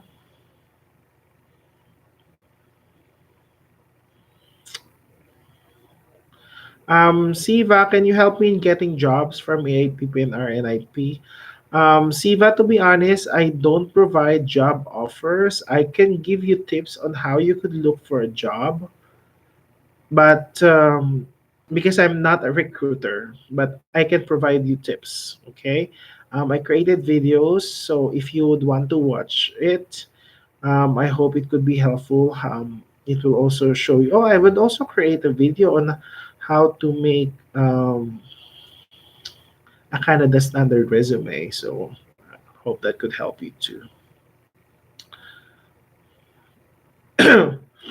Because Rhea, as far as I know, once you have attended the information New Brunswick info session, you could apply for.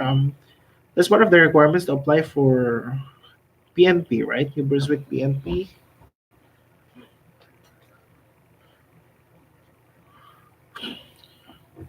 Oh, there's an employer that interviewed you. Oh, what happened?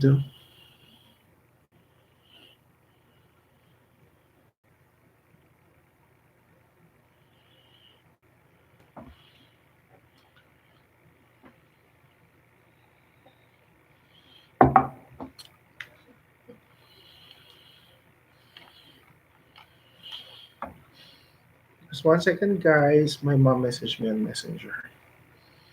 I'll just have to reply. Mm,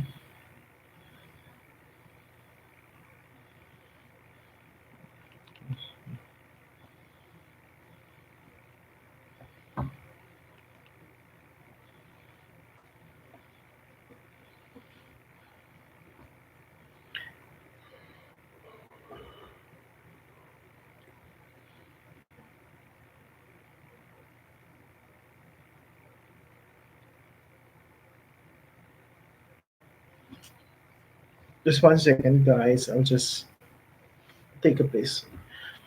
I'll be back. Just 1 second.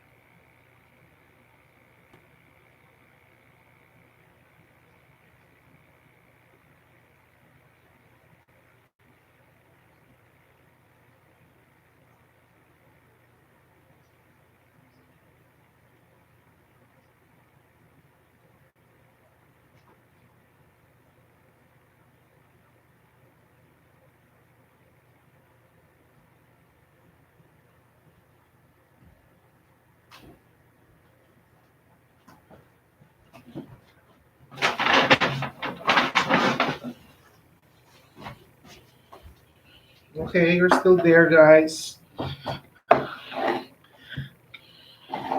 Let's eat Pringles first. I got hungry.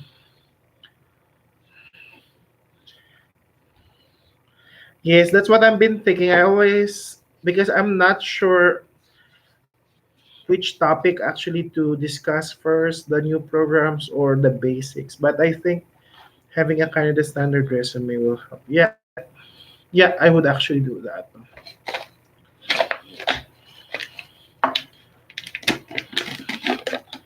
Guys, let's eat. I'm getting hungry. Sir, for example, I will be hired in Newfoundland as a care attendant. Can I transfer to another province after a certain period of time? If it's AIPP, yes. Just like what I said earlier, that's what I did. I stayed in Newfoundland for 11 months and then I moved. I went back to the Philippines for 2 weeks, 3.5 weeks, or 2.5 weeks. And when I came back, I'm here in Alberta now.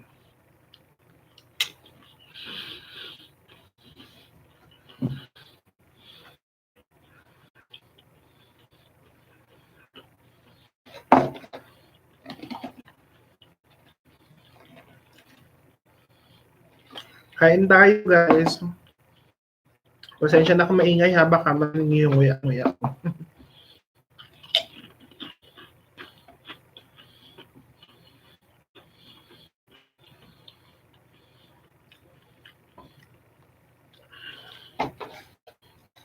So, Rhea, what's your job in the Philippines?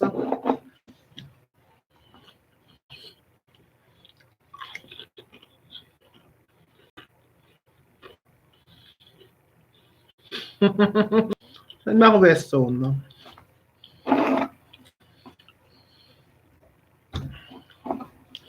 Pringles.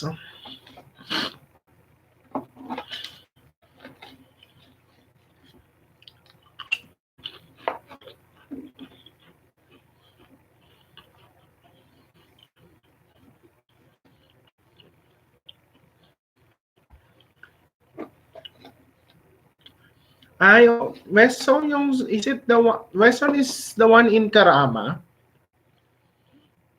where you could buy pork? Is it the one? Na, Carama ba yun? I forget already. Is it the Filipino store? It's sa tapat ng bus stop.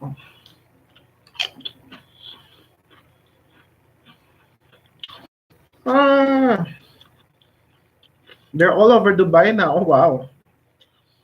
I think when I was living there, there's on West Zone there.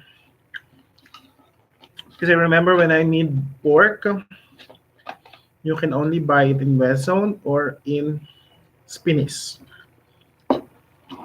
Okay, gate. Oh.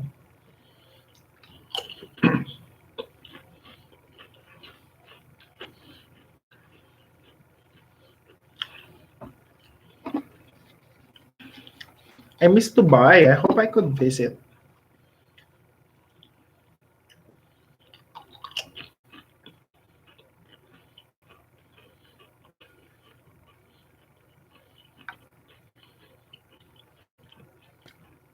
Mahal kasi pamasahe, it's too much. Oh.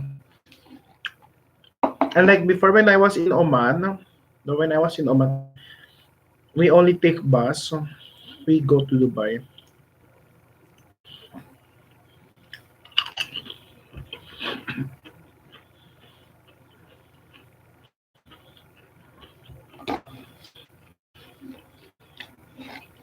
Yung shopping ba sa Karama, masarap pa rin.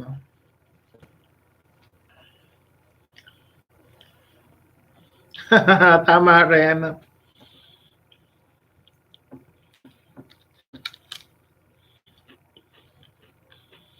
On March 7, I'm taking another English exam.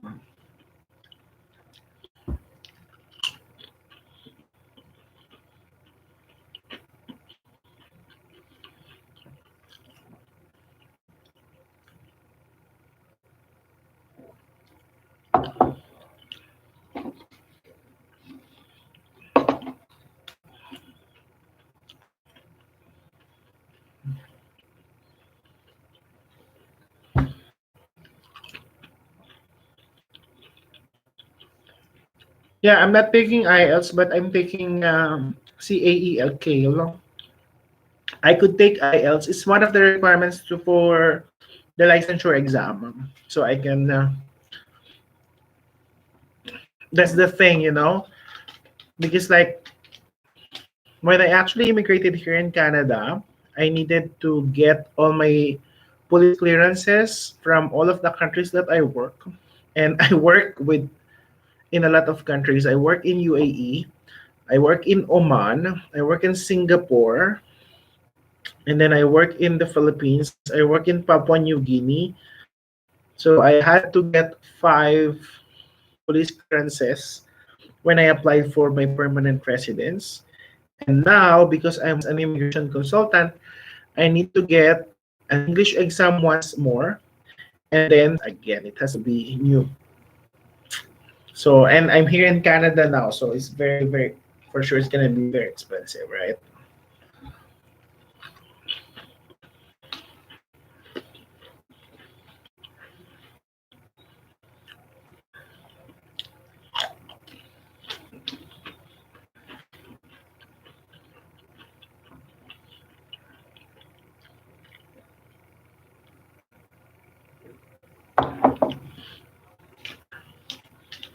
Sarap pa ba yung chowking sa Karama?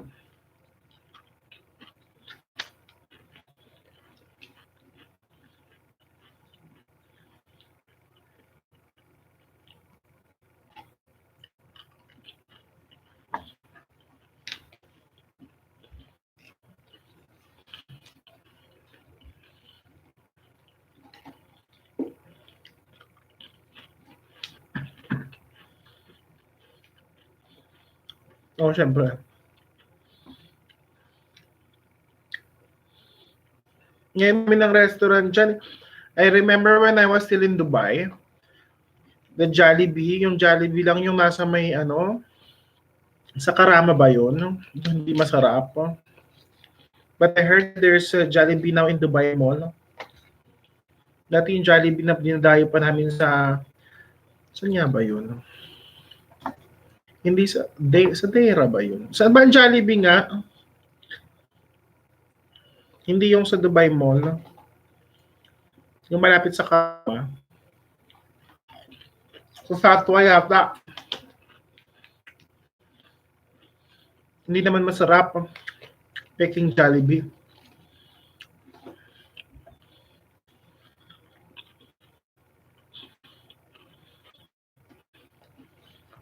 Mm-hmm.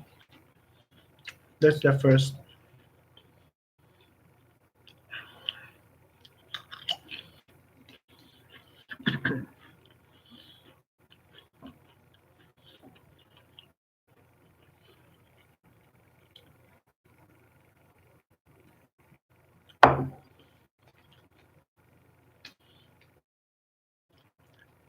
Ano naman dilibang ngayon?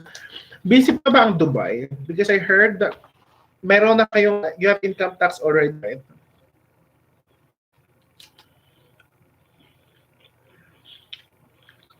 Yeah, it's very disappointing yung Jollibee doon. Hindi masarap.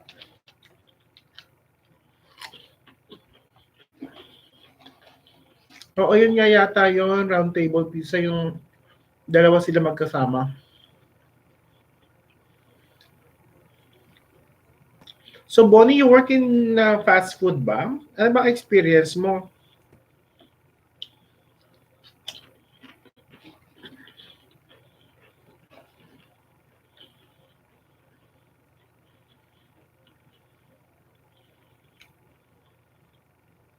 Nag-fast food supervisor ka ba?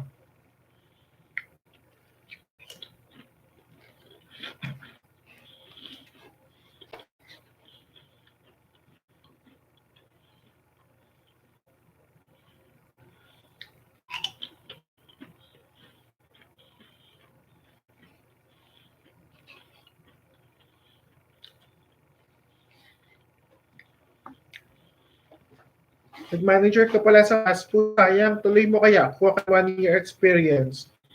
Tapos next year makaka-apply ka sa Canada. Hindi ng fast food supervisor dito.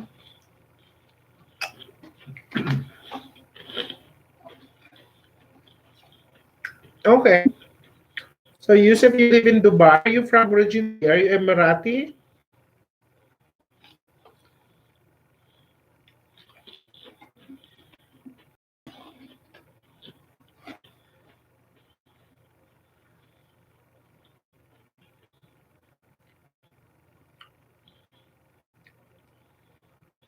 Mm-mm. Kasi like, to be honest, may mga kakaibigan ako na ano, yun lang kasi hindi naman kasi ako nagre-recruit. Pero kasi di ba, I was hired here as a fast food supervisor. So I still have friends who work in the company and they're still always looking for people. But I think right now they're not processing through AIPP. I think PNP na lang. But still, it's a permanent residence opportunity.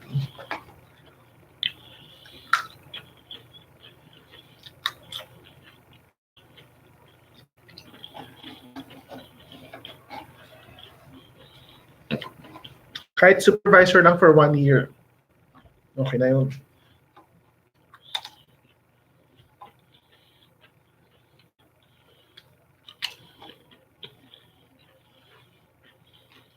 Hi, kids.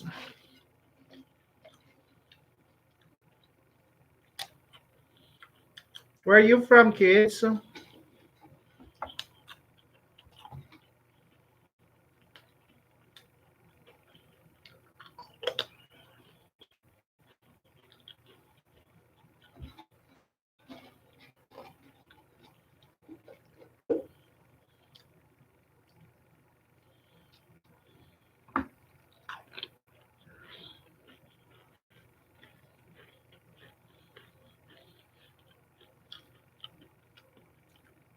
Hi, Baha Darwish.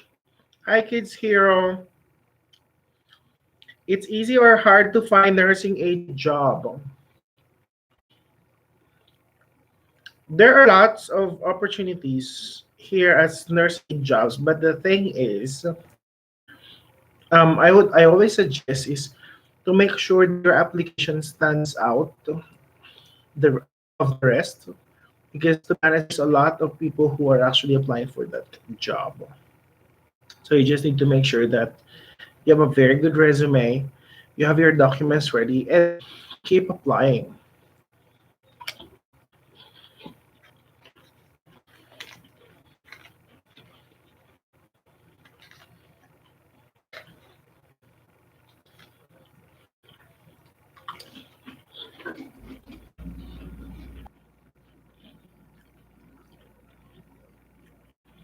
Hey Baha Darwish, where are you from? How are you?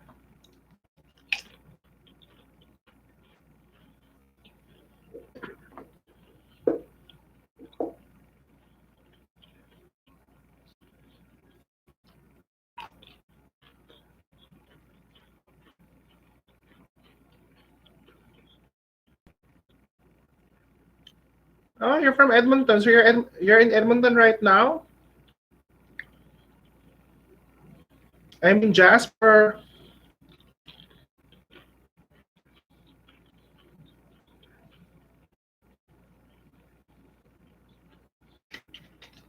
Oh yes, thank you very much for recommending my video.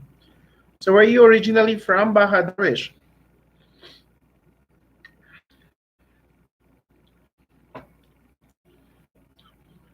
If you could have kids hero, it's better to come Canada and find job or find it from outside Canada. Which one is easier? If you could actually come here in Canada and you could apply directly to employers, that's easier. That's better.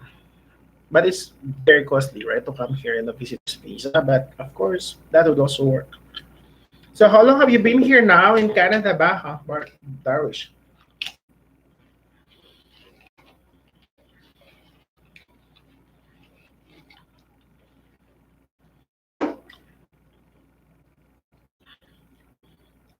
Baha Darwish, make sure that you tell your cousin to subscribe to the channel so he could actually see the videos. You have your family here?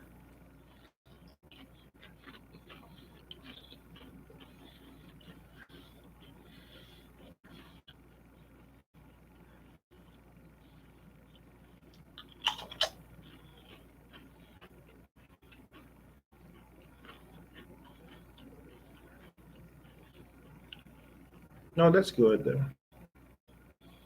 That's good for you. What's your work here?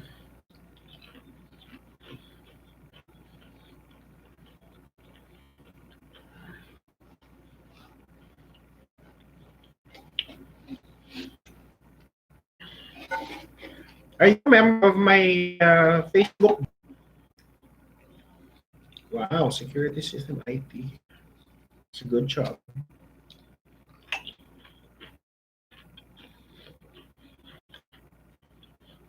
Is cook demanded job in Canada? Yes.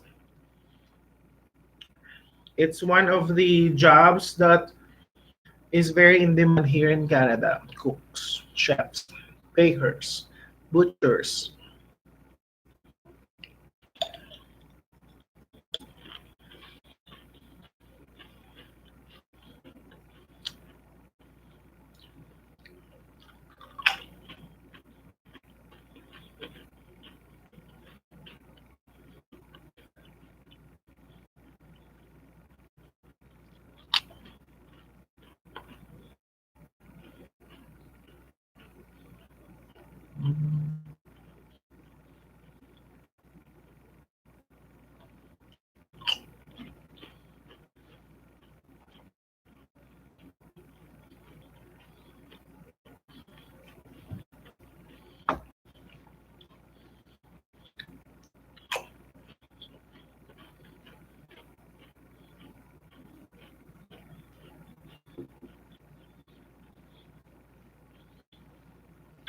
Okay, so how old is your cousin? And what is his experience?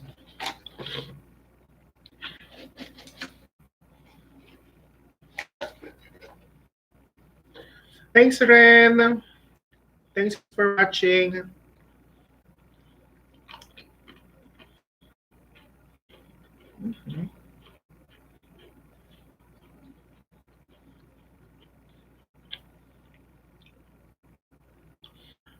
Did he start looking for a job? Like, does he send his application already to companies here? Or where is he? Is he in Palestine or in Canada?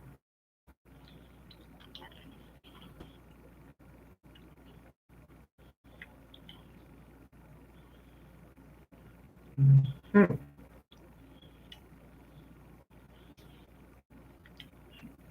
Has he watched the video about AIPP and about Rural Northern and Immigration Pilot Program? These are new programs that he would actually process. He needs his ECA, he needs his IELTS.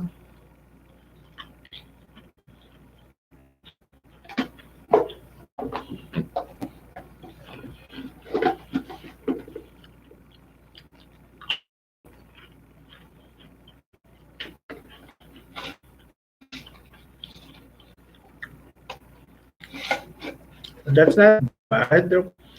If he's gonna apply for this program, 5.5 is not bad.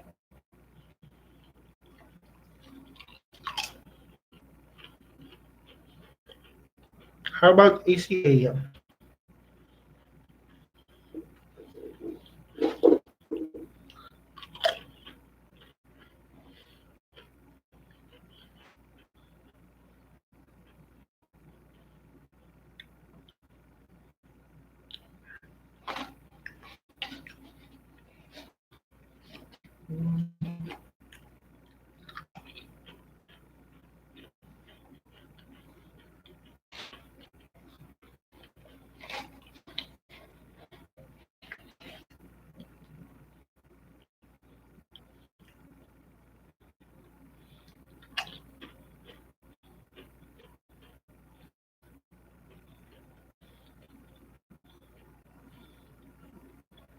Hmm.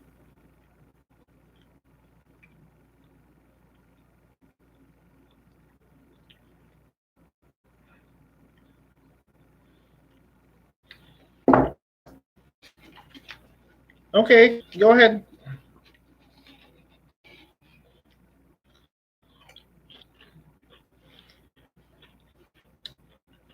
Thank you, Kids Hero. I will just keep uploading videos so and awareness to lots of people who would want to live here in Canada. Do you know any agency that can find a job for someone overseas? To be honest, I don't recommend agencies, Baha, because I don't want people to be victimized and I don't want to be blamed. Especially, I don't know these agencies. So, especially now, there's a lot of scammers, a lot of frauds. So, we don't want people to be victimized. Oh,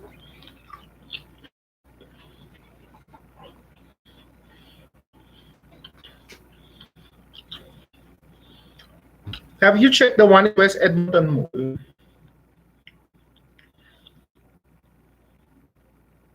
Yeah, I know there's one in West Edmonton Mall, but I don't know what they're actually offering.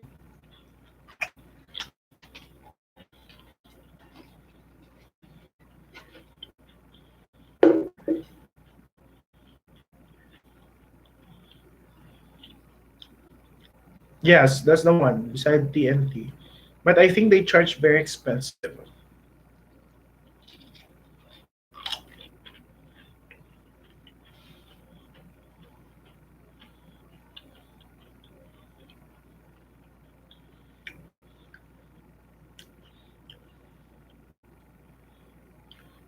On May, I will sit down for an immigration consultant licensure exam. So if I get that, then I would be maybe I would be able to help.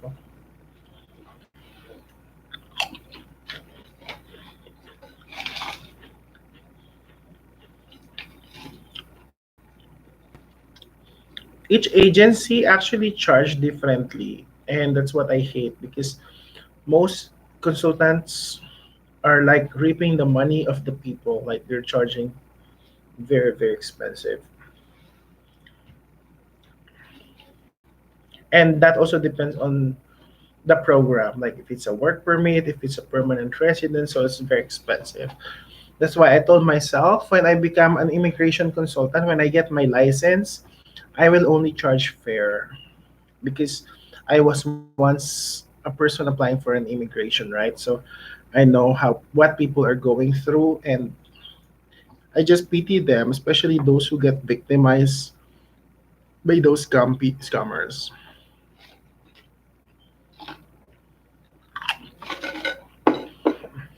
I'm gonna get some water.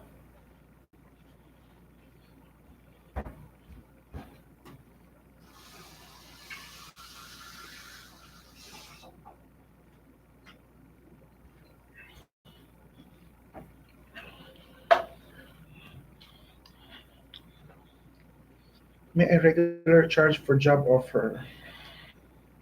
What do you mean? Thank you, Baha.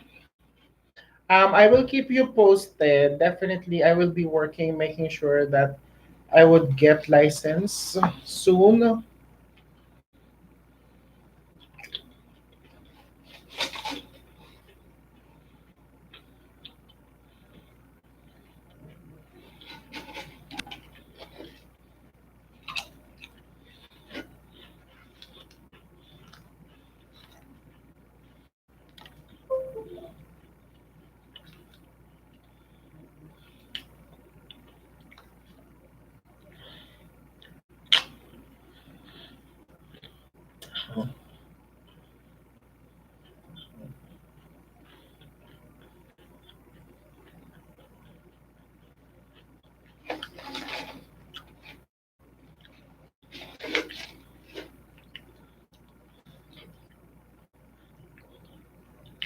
Yes, I am in Jasper.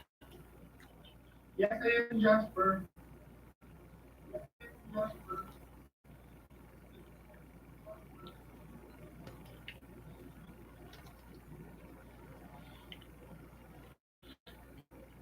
Also, sir, if I have less than 1 year baby, if I get a job, who will take care of baby in Canada? Well, that is your Nasima. That is for you to consider. You need to make sure that someone will take care of your baby. So you either bring your parent on a visitor's visa, for example, and get your parent to take care of your baby.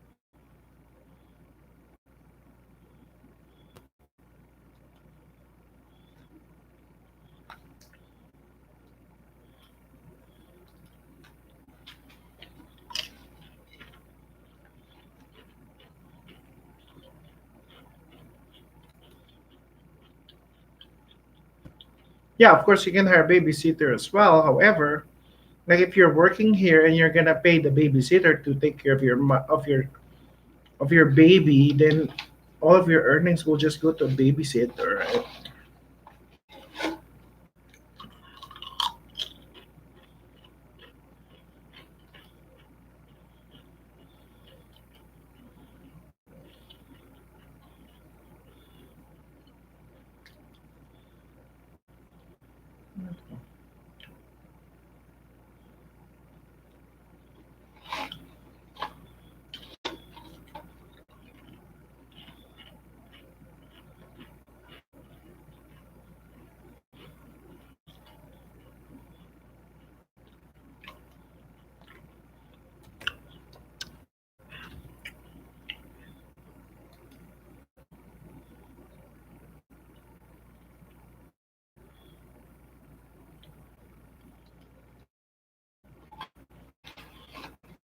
Okay, what difficulties you had in winter? Please share your experience. Number one, I'm not used to the cold.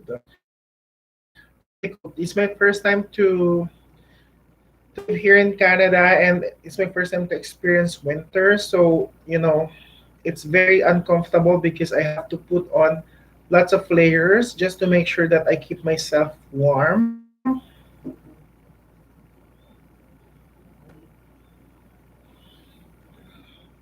Lawrence Zablon. It's my day of tomorrow. Other difficulties, especially when there's blizzard. When I was in Newfoundland, I didn't have my car, so I was actually commuting. So it's very difficult, very stressful.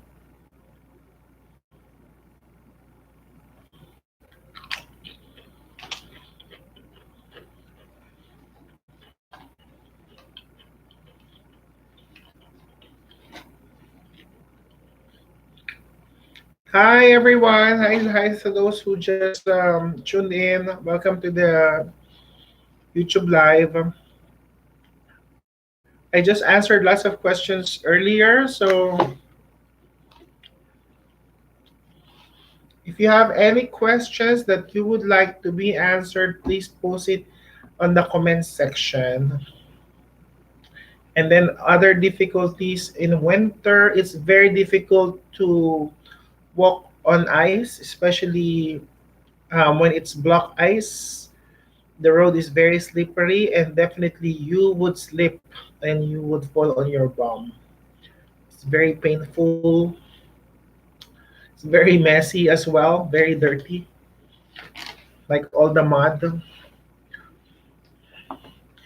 And then for my friends who were actually driving, it's very difficult because they have to shovel the snow, especially when it's very high.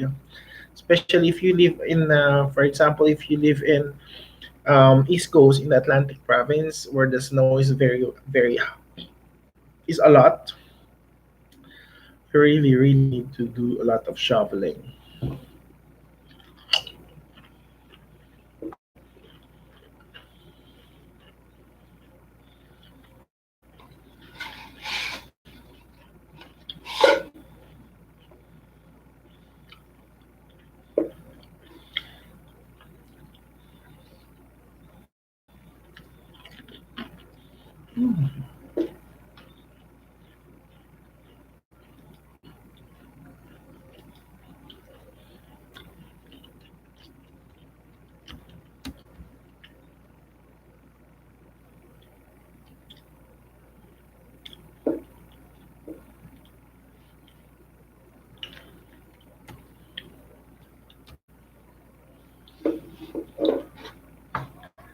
Wear crampons on icy walkways, yes, and make sure you're wearing winter boots.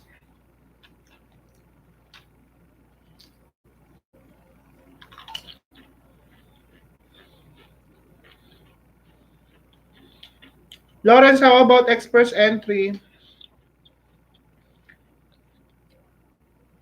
How long will it take for PR for process for my spouse after I come to Canada? The processing times actually varies from time to time. Let me check right now. I think it's 12 months average. It changes from time to time, but I think right now, let me check.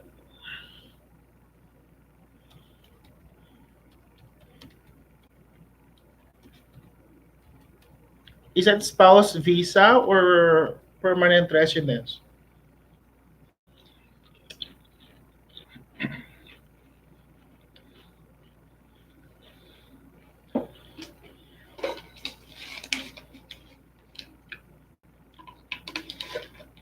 You mean when you become a permanent resident or an open work permit, Nasima? Can you clarify that? Hello, Ray. Please, do you know if the Hi, Fioma. Hello, Ray. Please, do you know if the designated employer who hired you still hires? Please share their name so we could give it a shot.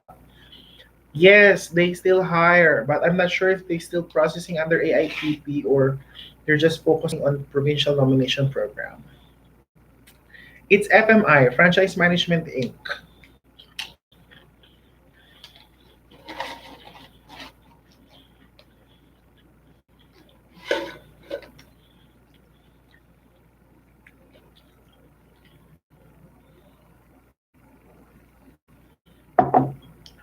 Okay, Nasima, let's clarify this. If you get a PR, you need to make sure that you put your spouse together with your application. You cannot just apply for yourself and then um, apply for him in later. So you have to make sure that you apply, and then once he gets his visa, if you don't want him to come with you, then he can come later. But you just need to make sure that you include him on your application. Mira TV, hi, I created a profile in Claire's home community website and don't know how much is my chance. Oh, that's good for you. Have you applied also with on their job portal?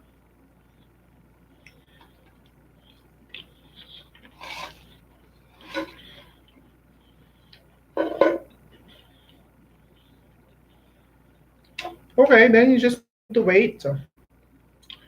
Because like right now, I think there's limited job postings in the website, but eventually there will be more. So just wait.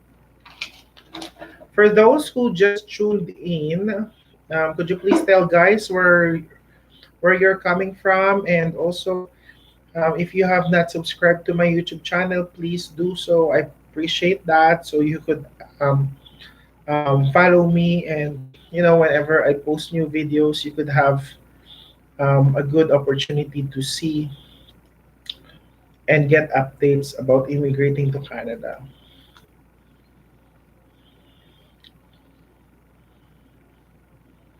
Yes, they just started.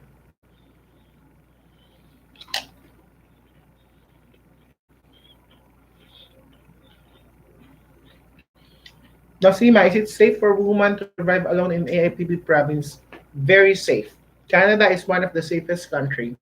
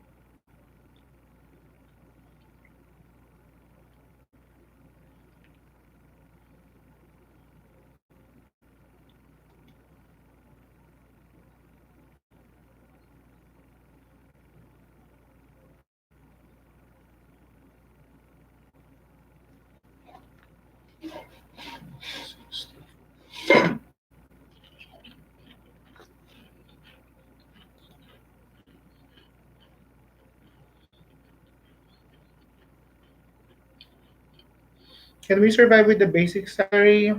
Yes, you can, but it's difficult. That's why it's very important that you have your proof fund while you're waiting for your permanent residence. When you get your permanent residence, when you become a permanent resident here in Canada, you could get more jobs. You could do two jobs, or you can transfer to a better paying job. So it's a bit of sacrifice at the start, but it's gonna be you would, I would say, because Canada is a good opportunity. A lot of good opportunities here, but you need to be prepared. I think that's the thing there. Preparation is very important.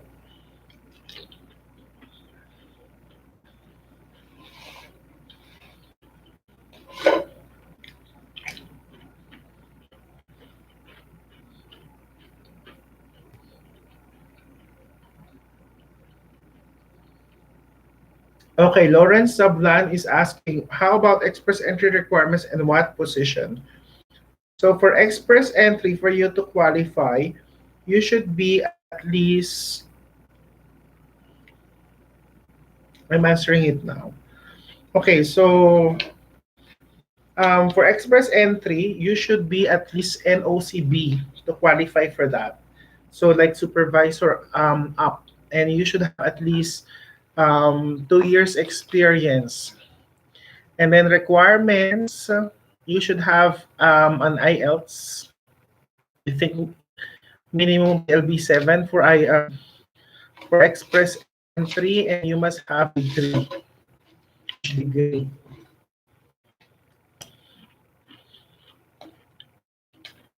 Express entry is a point system, so why the better your IELTS, for example, the higher your degree, your the better points you get.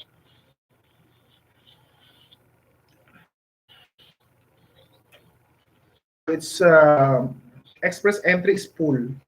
You put your profile in a pool, then you get drawn depending on the scores. Then after you will get, of course, once you meet the score requirement, then you will be invited to apply for permanent residence.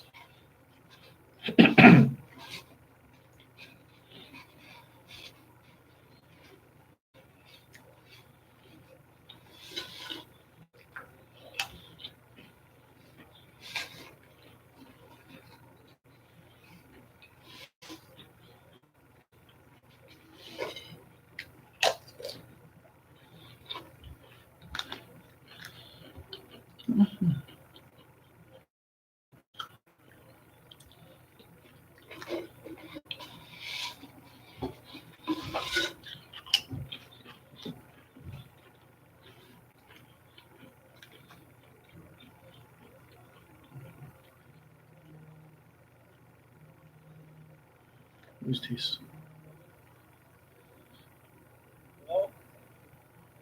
Hello? Ah, sino to? Si? Sinong Lauren? Sino? Ay, ikaw ba yan?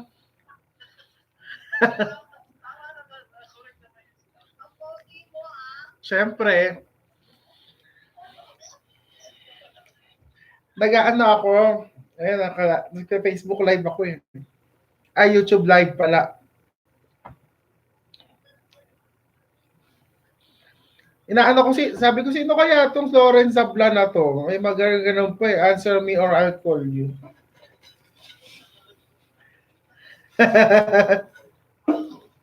Ano?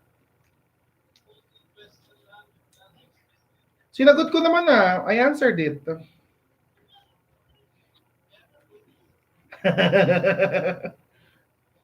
Okay. Kaya nga.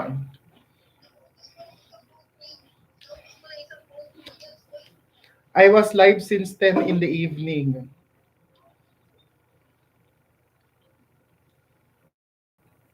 Hmm. Okay. Okay, sige. Thank you. Okay, thanks.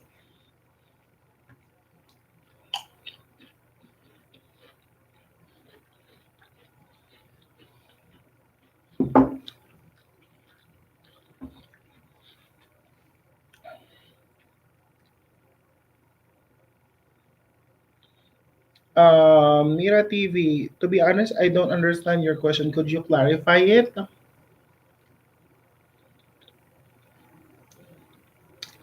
Nasima Begum, is it possible to include my auntie in AIPP application to bring with me? Definitely not. Nasima, you can only bring your spouse and your children together with the application. So sister and other relatives cannot be included in an application for AIPP.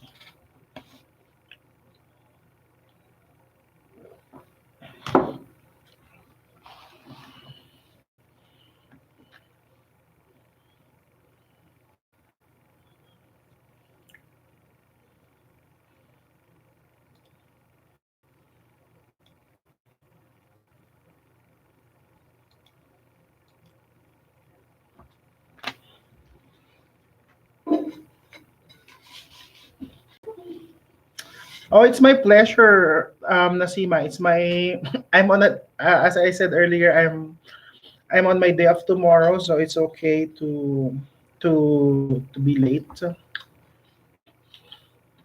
Chat June, please answer my question. What's your question?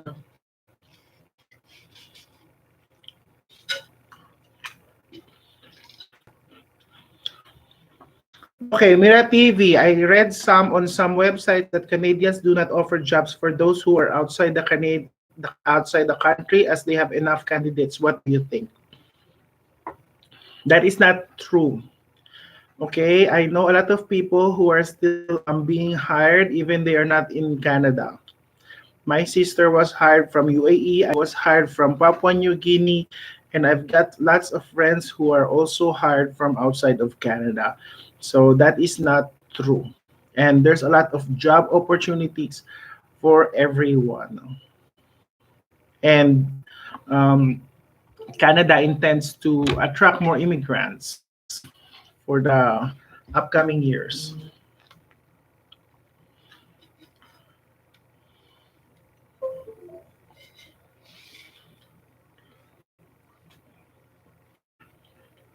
Oh my God, I finished the Pringles already.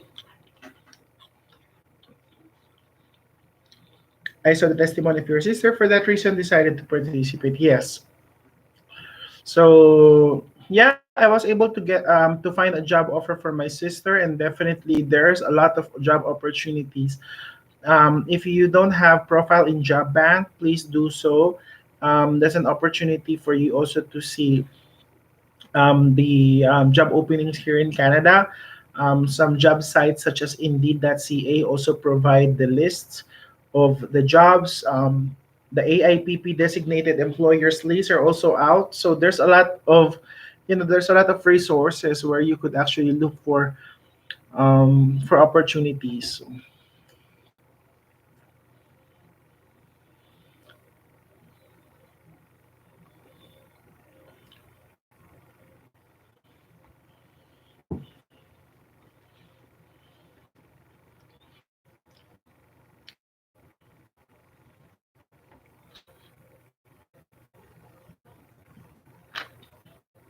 Okay, websites Indeed.ca.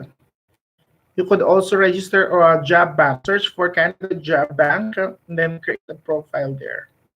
And then there are also, if you're familiar with LinkedIn.com, you could also create a profile there. And also there's a portion there for job, searching for a job. Other sites, Monster, Glassdoor. So you could also use those websites as well.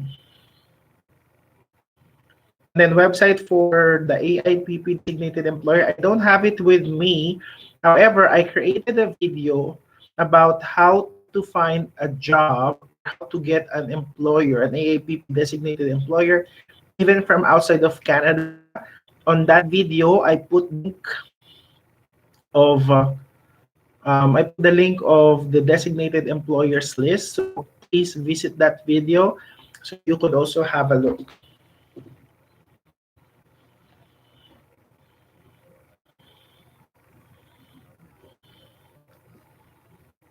Thank you. And please, for those of you who have not subscribed to my YouTube channel, please do so. I would really, really appreciate that. And if you have any suggestions on how of what topics that you want me to cover on my next video, or suggestions how I could actually make my video more appealing, more interesting, please comment that, because I really, really want your feedback. I want to serve you better. I want to provide better engagement with you guys. So yeah. Yogesh Gorpit, how much time will portrayed last under AIPP from India? It's always the same. Like, it doesn't matter what job you are looking. Where you from? AIPP. Once you get an employer and you process your permanent residency, it's only 6 months. So that's the good thing about AIPP. It's very fast, very quick. And we're talking about when the moment that you actually send your application for permanent residence, okay? Because some people are thinking of 6 months, but of course you don't count the time that you spend getting your settlement fund, get your getting your endorsement. Okay, let me check chat. I didn't see your message, your question. Chahan, I don't think I didn't see your question. It only says here, please answer 2 messages. You did not reply. Could you type in it again? I didn't see that. Just type it, please.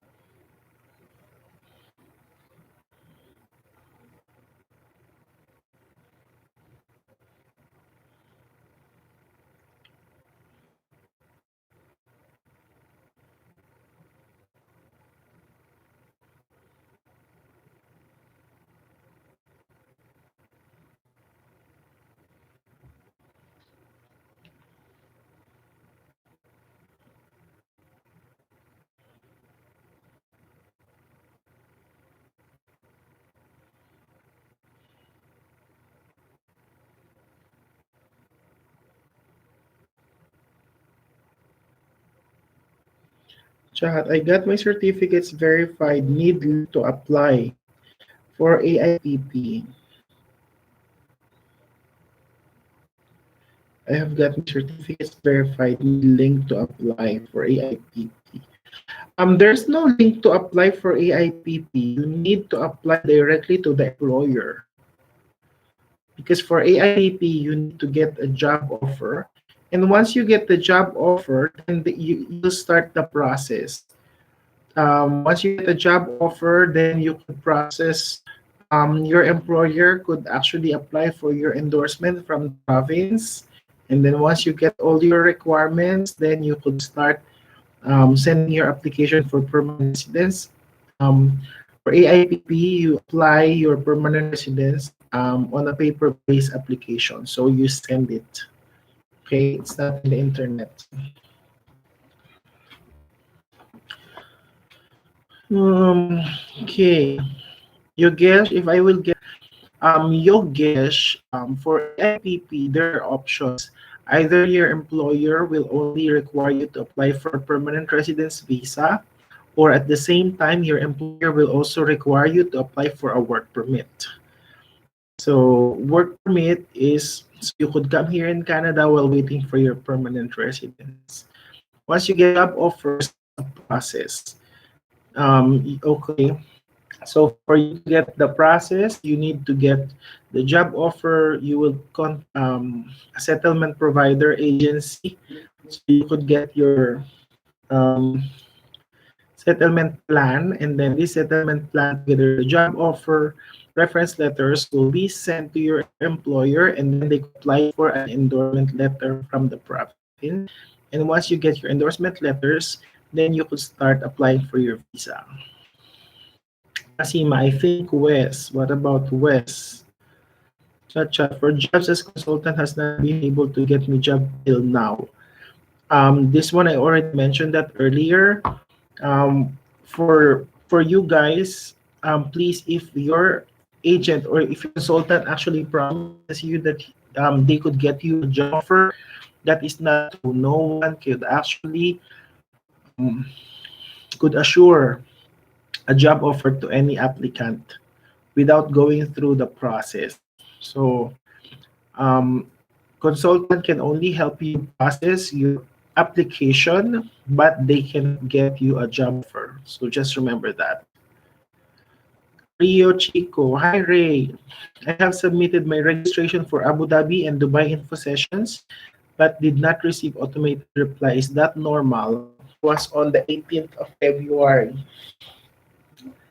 To be honest, I'm not sure because I've never registered on that, and the people who actually registered never mentioned to me as well, mentioning that they received this. They never mentioned to me about receiving automated reply. So I'm not really sure. I'm sorry, I'm just changing my position. I've been in that position for 2.5 hours already. So I'm not 100% sure if they actually send automatic reply. However, if you be chosen to attend their information, they will send you an email together with the venue where they will be conducting the seminar.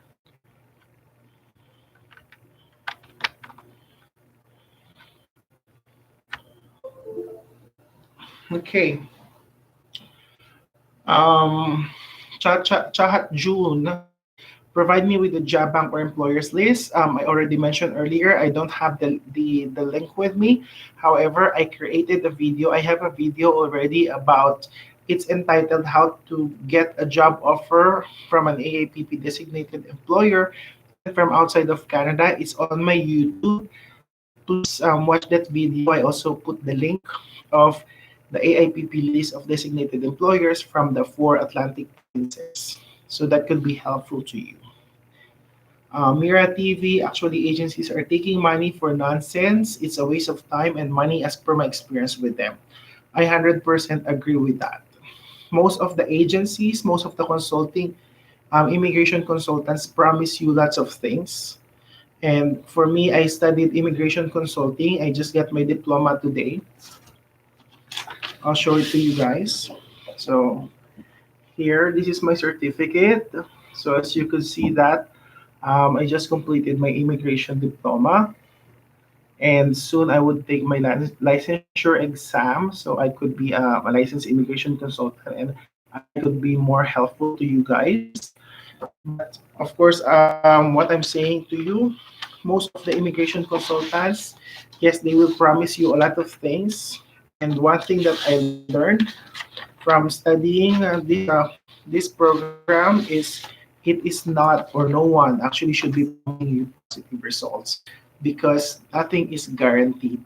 And immigration consultants can only help you filling out your application, processing your application, providing you advice.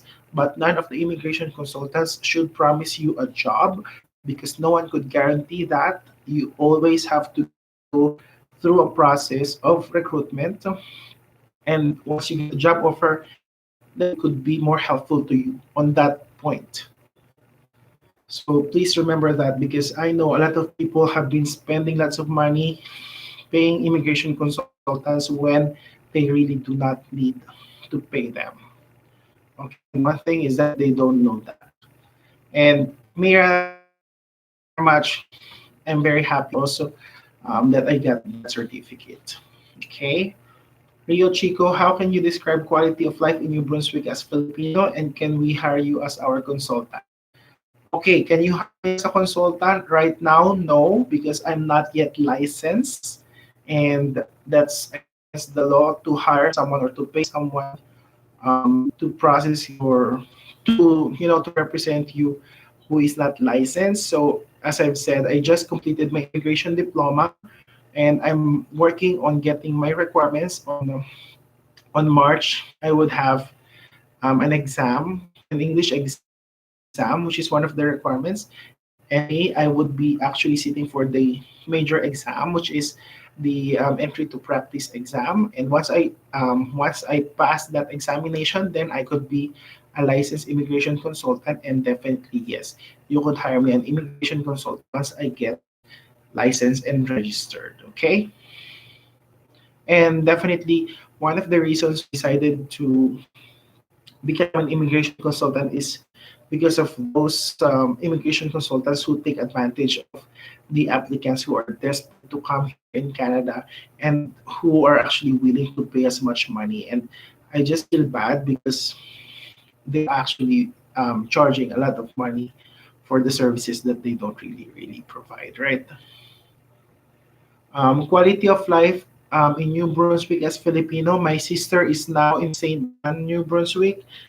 She just flew there last week.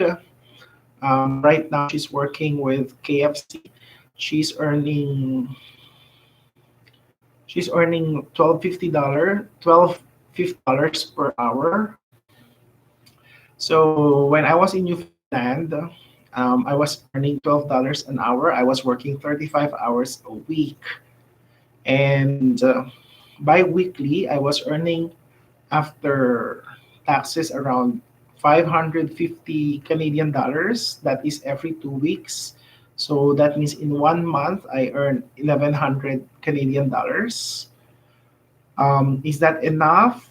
I had challenges because obviously from that 1100, of course, you have to remove the money that you will spend for the rent, which is for me that time I was paying $400. So how much is left? 700 Canadian dollars. And then I also do my grocery for 1 month. Let's say 200 or $300 for a month of grocery. So what's left is 400 Canadian dollars for a month. And then that 400 Canadian dollars, of course, just remember that when you come here in Canada, you went through a process, you spent a lot of your money, you use your credit cards, so you have to pay those expenses, right? So it's very difficult um, to start. That's why what I did is because I already foresee that. So I was actually applying for permanent residence. I actually lodged or sent my application both for work permit and permanent residence at the same time. And then after less than 2 months, I got my work permit approved, but I did not go to Canada immediately. I waited for 5 months to pass so that after when I come here in Canada after a month, I would be expecting my permanent residence visa, and I would be able to get another job or move to another job. Right? So that was my strategy. As I've said, it's a challenge at first. Okay. Harpreet Singh, I'm waiting for Nova Scotia endorsement from September 2019. Okay, so congratulations for you, Harpreet. You mentioned that you already processed and waiting for endorsement. How much time does it take? To be honest, it's taking a while. Um, we are the first batch. Like me, I was one of the first batches of the AIPP process. So during that time, I only waited for 1 week for my endorsement. But now, yes, it's getting too long. My sister waited for 6 months for her New Brunswick endorsement to come. So you just have to be patient. Okay. Mira TV, I paid more than 2,800 Canadian dollars. Oh my goodness, that's too much. 28 Canadian dollars for the agency and found myself doing everything. They just filed my case with their archive. You know what? You actually, they did not provide you the services that you actually required. You could actually file for a refund. You could actually complain them to ICCRC because obviously they did not um, provide you the help, the services that they need, that you needed. And as I've said, it's too much. 800 Canadian dollars. Is that processing for PR, for work permit, or well, that's too much.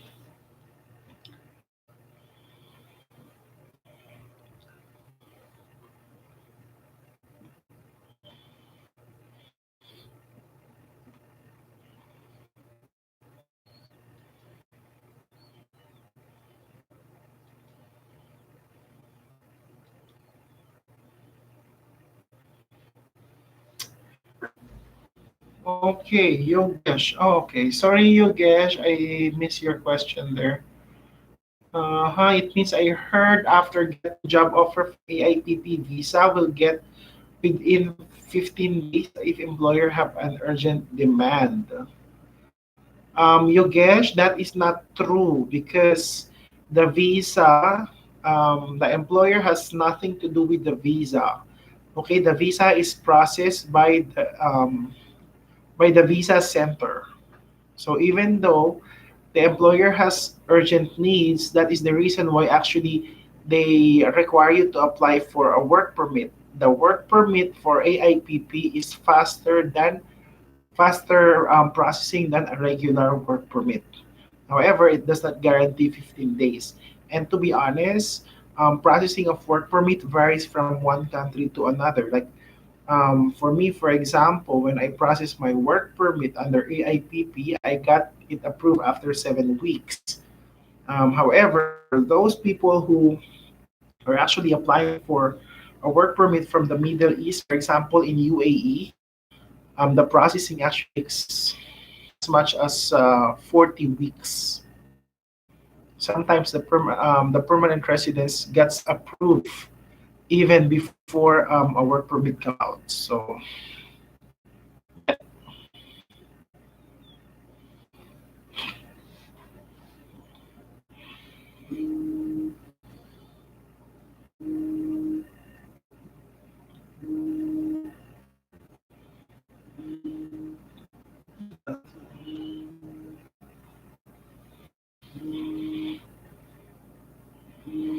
thank you.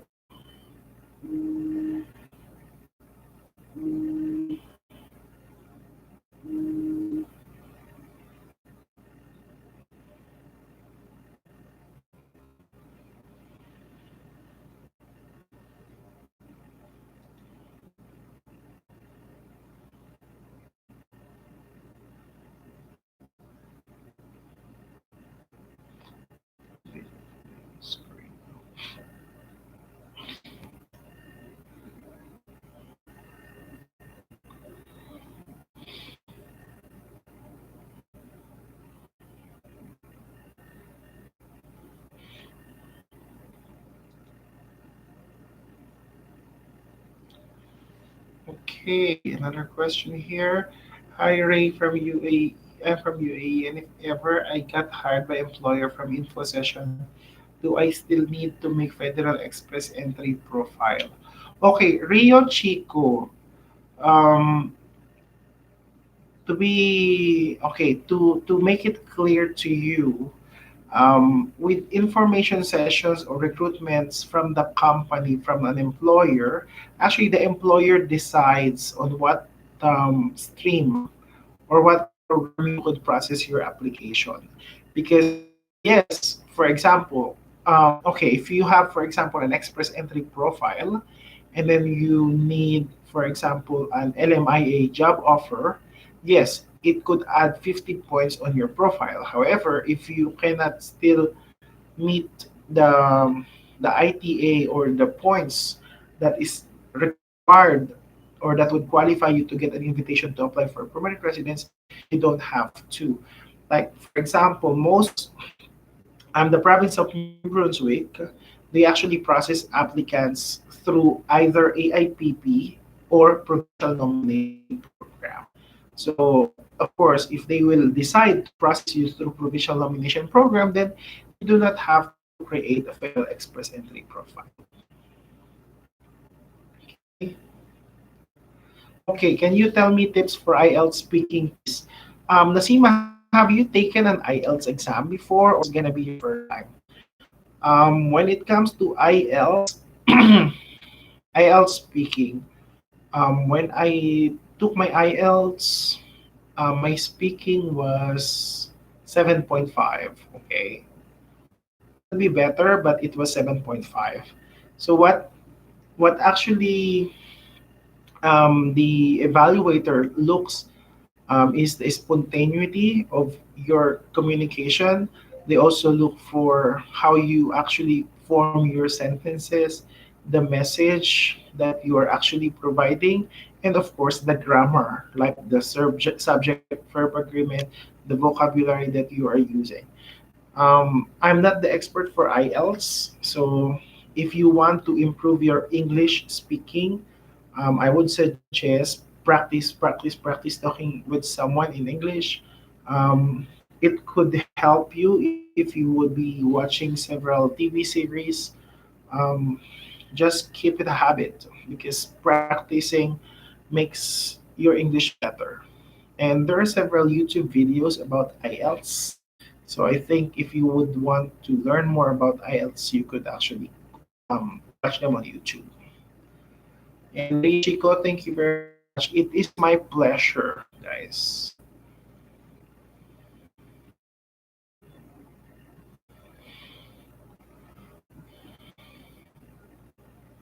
Oh my God.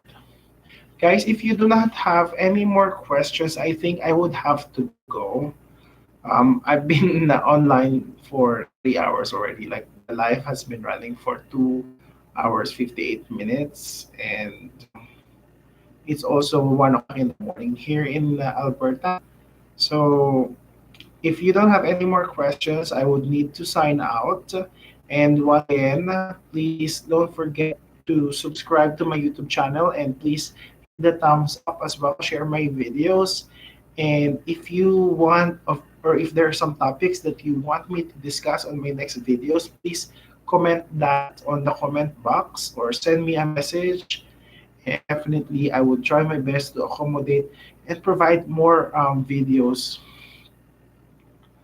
to provide you more videos that would be very, very beneficial for you guys. And yeah, I also plan to do a YouTube live once a week, so you could join me once again. Hopefully, maybe next Friday or next Saturday. Anyways, I will post the schedule on my Facebook page or Facebook group. So please, just stay tuned. Okay. So guys, thank you very much, and I wish you all the best. I wish you all the luck, and I hope that one day you would find a job offer and you would be able to fulfill your dreams of living here in Canada. Thank you very much once again, and bye bye. And it's my pleasure to be of service to you guys. Thank you. Have a good night.